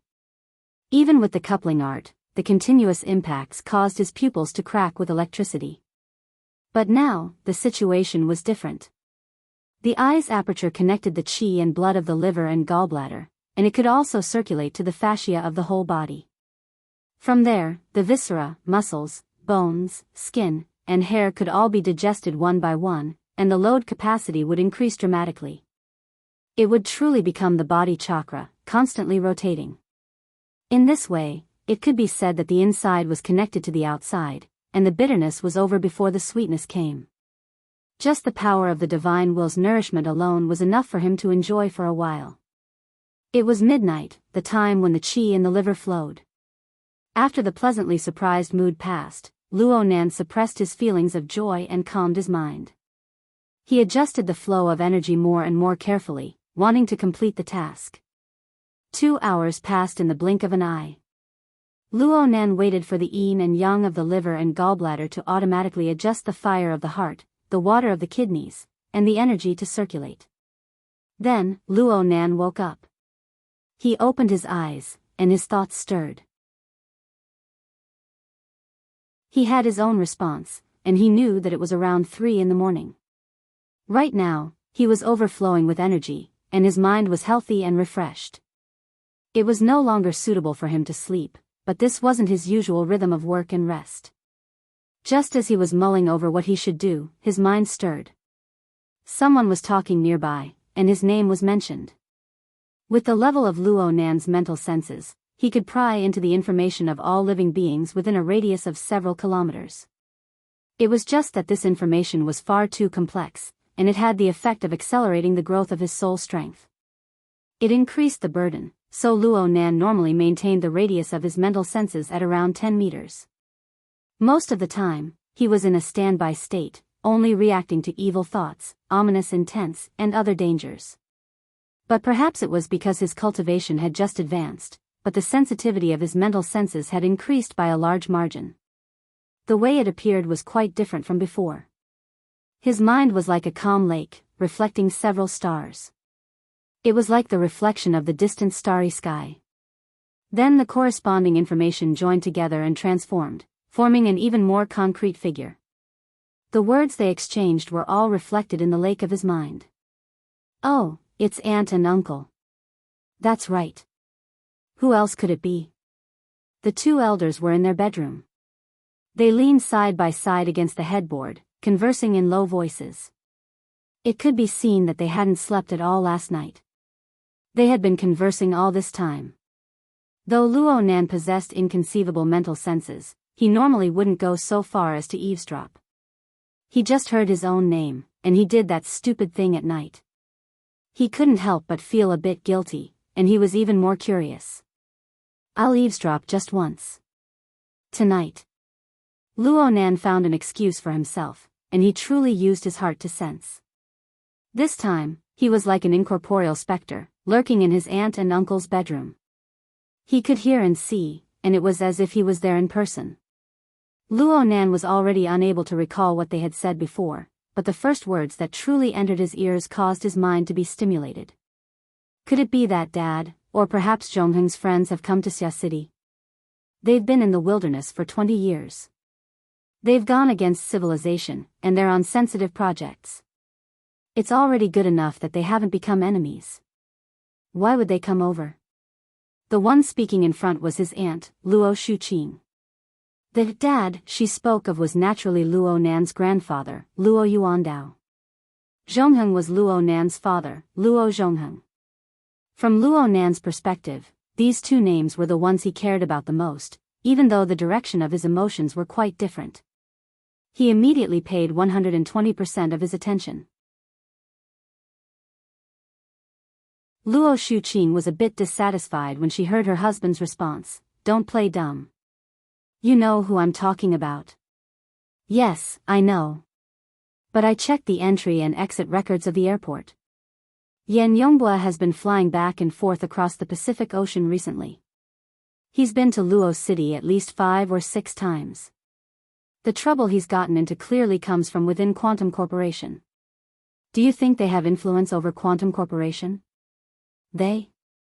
Who was they? Was it related to his grandfather and father? Luo Nan didn't hear it, but he knew that the topic these two elders were talking about right now involved their family friend, Yan Yongbua. It made sense. Back then, Yan Yongbua had humiliated his family in front of everyone at the restaurant. He had vowed in all sincerity that he would take back the reputation of his old man, Yan Hong. Whether or not Yan Yongbua's words were reasonable, the endorsement of Quantum Corporation really did give people a lot of pressure. A few days passed, and this brother suddenly vanished without a trace. It was hard not to be suspicious of his anticlimactic ending. Luo Nan didn't completely understand the ins and outs of this matter, but compared to other more important matters, he didn't have the mind to ponder over these small details. But from the perspective of his aunt and uncle, the tiger skin of Quantum Corporation was still quite a deterrent to the secular world. Even if their family was considered a relatively wealthy middle-class family, they weren't on the same level when compared to a capital giant like Quantum Corporation. If things didn't go well, their family would be ruined. Luo Nan couldn't help but feel a bit ashamed when he thought of this. His aunt and uncle had been shouldering such a large amount of pressure for the past month, but they had never mentioned it to him. He was quite careless. He had forgotten about it many times. What method should he think of to appease his two elders? Luo Nan was pondering over this matter when he heard his aunt sneer, "Are you looking down on vagrants? I, as an HR employee, know that vagrants have been returning to the city with great momentum in recent years. A portion of them erased their criminal records and transformed into big bosses. This isn't just 1 or 2 examples." His uncle sighed, "Then you're counting on a former vagrant boss who erased his criminal record to come out and help?" "I didn't say that." His uncle pulled open the bedside table and took out an electronic cigarette that had been sealed for a long time. He wanted to put it in his mouth, but he stopped and held it in his hand. "I'd rather they stay in the wilderness forever. These people are used to the law of the jungle, and religion is involved. There has never been a lack of madmen and ambitious people. The old man is still alive. He's a symbol at the very least. He's a constraint. I don't think they'll talk reason with us once the situation changes. If they join forces with the powers in the city, I'm afraid things will get even more lively." Luo Shuqing was quite vigilant. "They're looking for you again?" "They haven't met, but they've called a few times. They're asking for help in changing data and the like. Whether they succeed or not, they're very polite. You're right. They're inclined to enter the city. The focus of Luo Shuqing's attention had already changed. What about Nan Nan? Did they make contact with Nan Nan? Do you mean to say that Wu Jiong? His uncle finally put the electronic cigarette in his mouth. The vapor evaporated, and he sighed, I don't know. I really don't know. The husband and wife were no longer in the mood to talk in the bedroom. They just endured like this, letting the pressure of silence slowly accumulate. Luo Nan's telepathic thoughts lingered for a few minutes before he felt very oppressed. He quietly withdrew. Luo Nan was stupefied after his senses withdrew. His aunt and uncle had guessed Her Majesty Empress Wu's origins due to problems with the source of their information, but their direction was completely wrong. But the information within their words made Luo Nan understand that in this world, in a certain corner of the boundless wilderness, there were some people who possessed a strange and intimate relationship with his grandfather and father. The wilderness? Vagrants? All right, he suddenly pulled out another thread. It seemed to be very far away, but it seemed to be very heavy behind it. Luo Nan lay on his bed and looked at the ceiling. His leisurely mood of looking for trouble instantly transformed into a myriad of thoughts, a feeling of impatience and depression. There were too many things he needed to do, but it was hard to accomplish them. He thought about it and realized that the little bit of internal refinement he had just obtained was nothing to be happy about.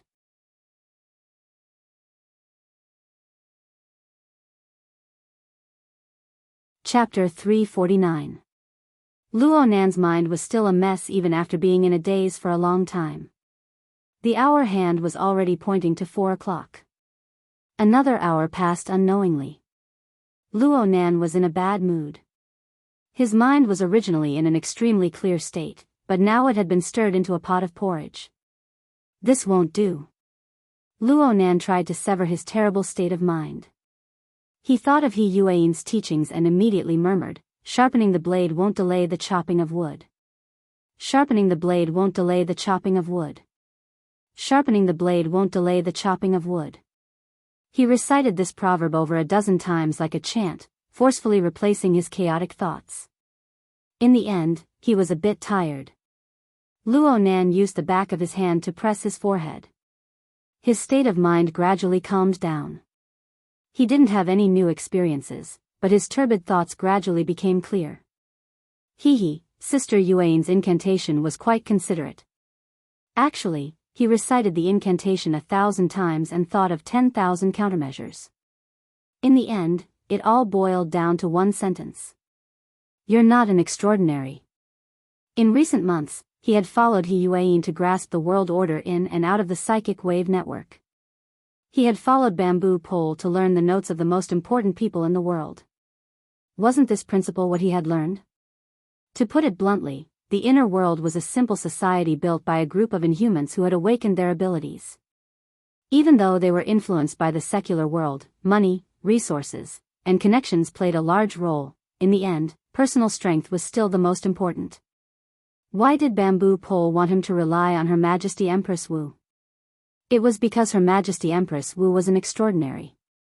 Her strength was profound, her resources were abundant, and she was revered by others. She could handle matters that Luo Nan was unable to handle, and she could solve problems that Luo Nan was unable to solve. In this sense, Her Majesty Empress Wu could be swapped with any other extraordinary. The result would be the same. At most, the difference would be whether or not they were easy to serve. Of course, if Luo Nan himself was an extraordinary, then there would be no need for a swap. Most things would be impossible to happen. Even if they did happen, they would quickly dissolve. This was the special status of extraordinaries. If Luo Nan could solve it himself, he naturally wouldn't want to do it for someone else. But the reality was that he was still far from being an extraordinary. Right now, he could barely be considered a blunt blade. He needed to grind the blade to an unstoppable edge, and he needed to smash a lot of hard work. He Yuan used the proverb, sharpening the blade won't delay the chopping of wood, to advise him. She was mostly worried that Luo Nan would lose his patience and confidence due to the difficult and tedious process. Luo Nan wasn't that frivolous and useless, but it would be a lie to say that he was extremely patient. He was willing to put in blood, sweat, and tears for the sharpening knife. No matter how hard it was, he could support it. But if this process was a clumsy, slow, and meticulous process, he would not be able to stand it. Her grandfather, who was on the verge of death, could not wait any longer, and neither could the ferocious enemy. He didn't want to leave behind irreparable regrets, and he didn't want his head to be chopped off by a powerful enemy before he succeeded. Harder, faster. This was the cultivation rhythm that Luo Nan hoped for. To do this, he could only rely on two things. One was formatting theory and the corresponding coupling method. The other was the internal cultivation method that Gym Master Xiao had imparted to him, which was to nurture one's essence and qi. The latter was personally guided by Hall Master Xiao, so the route was clear and orderly. There was no need to worry about making a mistake, making it the most efficient.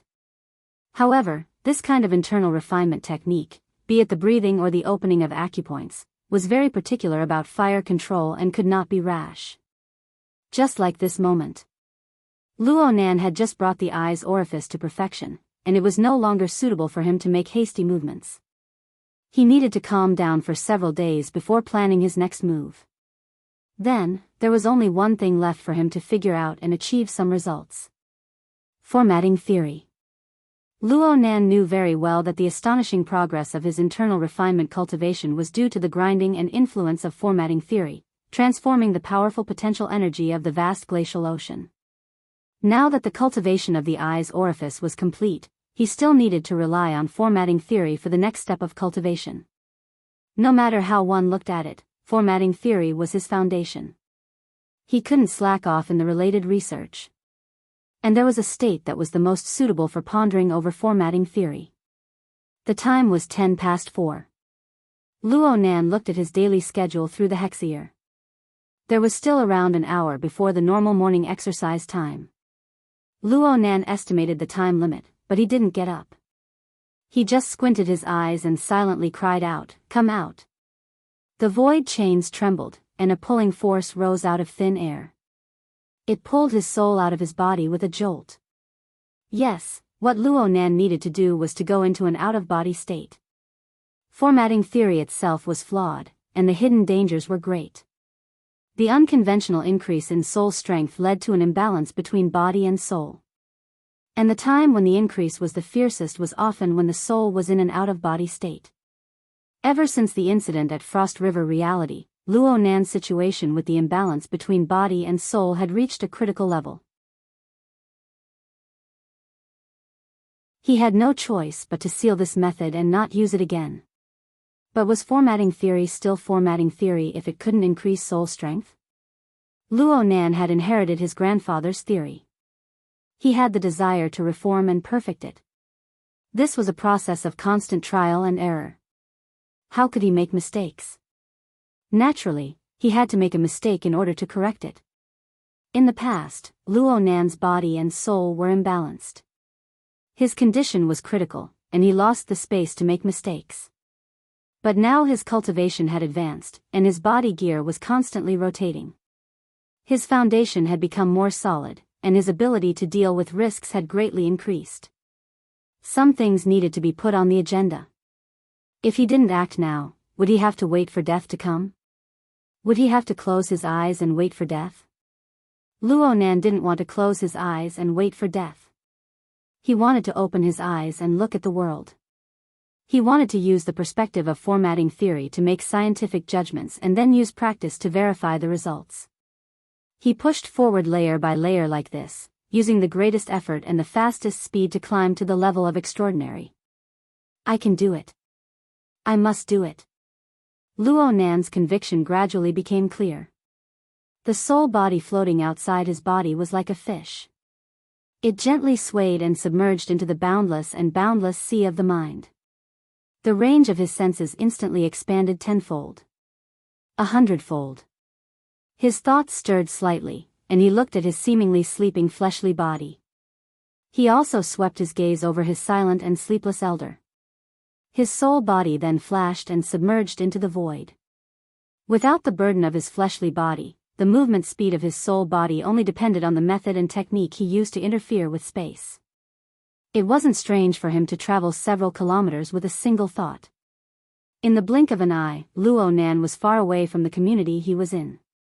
He went deep into the depths of the metropolis that was about to wake up. His mind wandered through the metropolis. The feeling of familiarity and strangeness increased layer by layer. In the past, every time Luo Nan's soul left his body, it was always during critical and pressing moments. It was rare for him to purely observe and feel like this. The life sketches of all living beings appeared one after another within the range of his senses. Together, they formed a deep starry sky that continued to expand.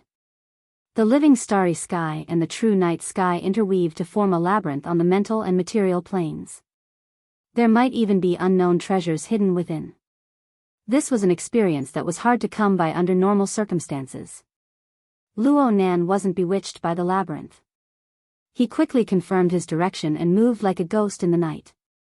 He was hidden and then disappeared, but he advanced in a straight line.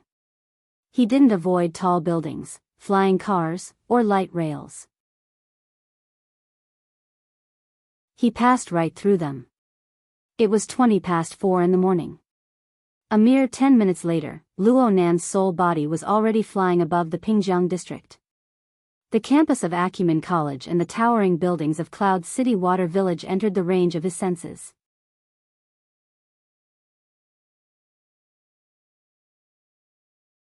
Chapter 350. Luo Nan was shocked after confirming the time. His aunt's house was approximately 80 kilometers away from Acumen College. Given the city's speed limit, the flying car would arrive in an hour. He had only spent 10 minutes just now. In other words, the flying speed of his soul body was close to 500 kilometers per hour. Luo Nan had gotten a rough sense of the flying speed of his soul when he first realized the out-of-body state. He just felt that it was fast, but he never expected it to be this fast. It must be known that he was just casually flying. He was far from reaching his limits. It was completely possible for him to increase his speed by a large margin if he truly exerted his strength. Perhaps it was catalyzed by his progress during this period of time. The radius of the main city area of Xia City and the satellite cities was no more than 300 to 400 kilometers. In other words, he could easily reach any location in Xia City within an hour. It was also possible for him to travel a full circle in Xia City in a single night. He could even travel several thousand kilometers. This was the marvels of the out-of-body state. Luo Nan just didn't know if there would be any problems with the order frame formed by the God Gear and Body Gear if his soul body was too far away. Luo Nan immediately slowed down the flying speed of his soul. He divided a bit of his mental energy to sense the changes in his fleshly body 80 kilometers away. The out-of-body state had quite a large effect on the order frame of Luo Nan's body and soul. The pressure of soul strength on his body was practically zero, but it had also separated from the external neuron. It was no longer the thick and orderly structure of a vast ocean of icebergs. The God Gear didn't live up to its name. Luo Nan tried to activate the heart lantern of the eye's orifice, but there was no response. Only now was he convinced that a corresponding material carrier was needed in order to effectively interfere with reality on the mental plane. It was just like Luo Nan's order frame. No matter how strong the God Gear was, it was useless without the coordination of the body gear. Luo Nan couldn't help but feel a bit disappointed. This way, the actual use of the out-of-body state was rather limited. He needed to prepare for a rainy day. He needed to make a few more human-faced arachnids for backup before the Wraith sign returned. Luo Nan pondered over this matter, but he had some doubts. Were mentally enhanced ability users like Old Man Yu and Mr. Bai, people who undoubtedly possessed the ability of out-of-body state? Were their out-of-body states the same? If not, how did they display their abilities normally? He thought left and right, but he was unable to grasp the gist of it. He wanted to give He Yuan a suggestion to add an out-of-body state application course. In any case, it was impossible to solve this problem tonight. Luo Nan calmed his mind, discarding the useless distracting thoughts. His soul body flickered, and when it reappeared, he was already in the air above the buildings of Cloud City Water Village. He locked onto the observation platform above Ocean Sky Cloud City, and he floated down. At 4:00 in the morning, there would naturally be no one on the observation deck. It was cold and silent. Though Luo Nan's soul strength did not affect the material plane, it collided with the consciousness of a living being on the mental plane. In the central crystal pillar of Ocean Sky Cloud City, the mutant devil ray that was originally suspended in the water and resting suddenly became excited. Its huge flat body swayed, and as it spun in the air habitually, it was like a huge drill that was rapidly moving upwards. It rapidly advanced towards the top of the crystal pillar, where the heavenly ocean lake was located on the observation deck. Since there was such a ferocious creature entrenched here, Fairski Cloud couldn't let his guard down. Every night, there were professionals on duty. Inside and outside the crystal pillar, there were also different types of surveillance cameras at work. As soon as the devil ray moved, its special posture triggered the alarm of the surveillance system. Groans could be heard everywhere in the building's central control room. This monster is going crazy again. It's hundreds of thousands just for one round of trouble. Hurry up and release the baffle. The so-called baffle was a temporary defensive device installed by Cloud City Water Village after the devil ray smashed through the tempered glass at the bottom of the heavenly ocean lake. It had no other use than to prevent the devil ray from smashing a huge hole in the heavenly ocean lake. Luo Nan could feel the chaos within the building. He felt quite embarrassed, so he used psychic waves to support himself and pacify the devil ray's restless emotions. The devil ray's intelligence was passable. It had once been suppressed by the high imitation human-faced arachnid, but under Luo Nan's control, it felt all sorts of novel, interesting, and extremely powerful states. As a result, it was both respectful and fearful of Luo Nan's special psychic wave frequency. Right now, it was already ranked as a staff member of the societal format diagram. According to the definition of the order, it could be called a believer or a follower. Luo Nan's telepathic thoughts descended, and the devil ray didn't dare to resist. It immediately stopped its momentum and turned its body. It saw the fish and shrimps that were fleeing in all directions, alarmed by its actions. It immediately swallowed a bunch of them and let out some blood over at Fairski Cloud City. There was no need to mention just how great of a loss the devil ray, which had woken up in the middle of the night, would bring to the relevant parties. Luo Nan's soul body stayed on the viewing platform, observing the wetland jungle to the north of Acumen College. He remained motionless for a long time. There was gear within the jungle, but the viewing platform was over a dozen kilometers away from the wetland jungle. The sky was dark and silent, making it difficult for ordinary people to see it. Luo Nan could see it. A distance of over a dozen kilometers had already far exceeded the limits of Luo Nan's mental senses when his body and soul were one. Back then, he had used the coupling of the god gear and body gear to stimulate the heart lantern of the eye's orifice to rub his psychic light and illuminate the earth below. Only then was he able to bring gear within the jungle into his clairvoyance. Now that his mind had wandered to this point, the coupling of the god gear and body gear was no longer possible. However, after his out-of-body state, the range of his senses had increased explosively by 10 times. He was able to see clearly under pure observation. The problem was that no matter how much he observed, it was hard to trigger the wondrous sensation of gear being the eye of heaven and earth, the universe grand format. This result was not unexpected at all. From the moment Luo Nan's heart lantern illuminated gear, he truly understood that the wondrous aspects contained within gear could not be seen by the naked eye. Mental senses could not illuminate it clearly. Only the two modes of sight and mental senses, through coupling, could cross and grind each other. Only then could one touch the reality behind the surface and determine how the law and order operated, transformed, and nurtured within the void of heaven and earth. Pure mental senses were still lacking in meaning. If it were possible, Luo Nan obviously wished to truly go to the viewing platform and observe gear with clairvoyance day and night. He wanted to feel and comprehend the wondrous aspects within. But this week, whether it was the viewing platform or the interior of gear, there were demonic shadows flickering one after another. It was a bad mood. Whatever. Let's just get closer and observe. Luo Nan's out-of-body state of mind had absolutely not chosen this place on a whim. He had a clear goal and plan. His soul body flew away from Ocean Sky Cloud City, and with another thought, he shifted to the wetland jungle. Gear was right in front of him. Right now, the lights within the building were completely extinguished. The pitch-black cave was completely devoid of people. Entering this place at this time and in this sort of situation required a bit of courage.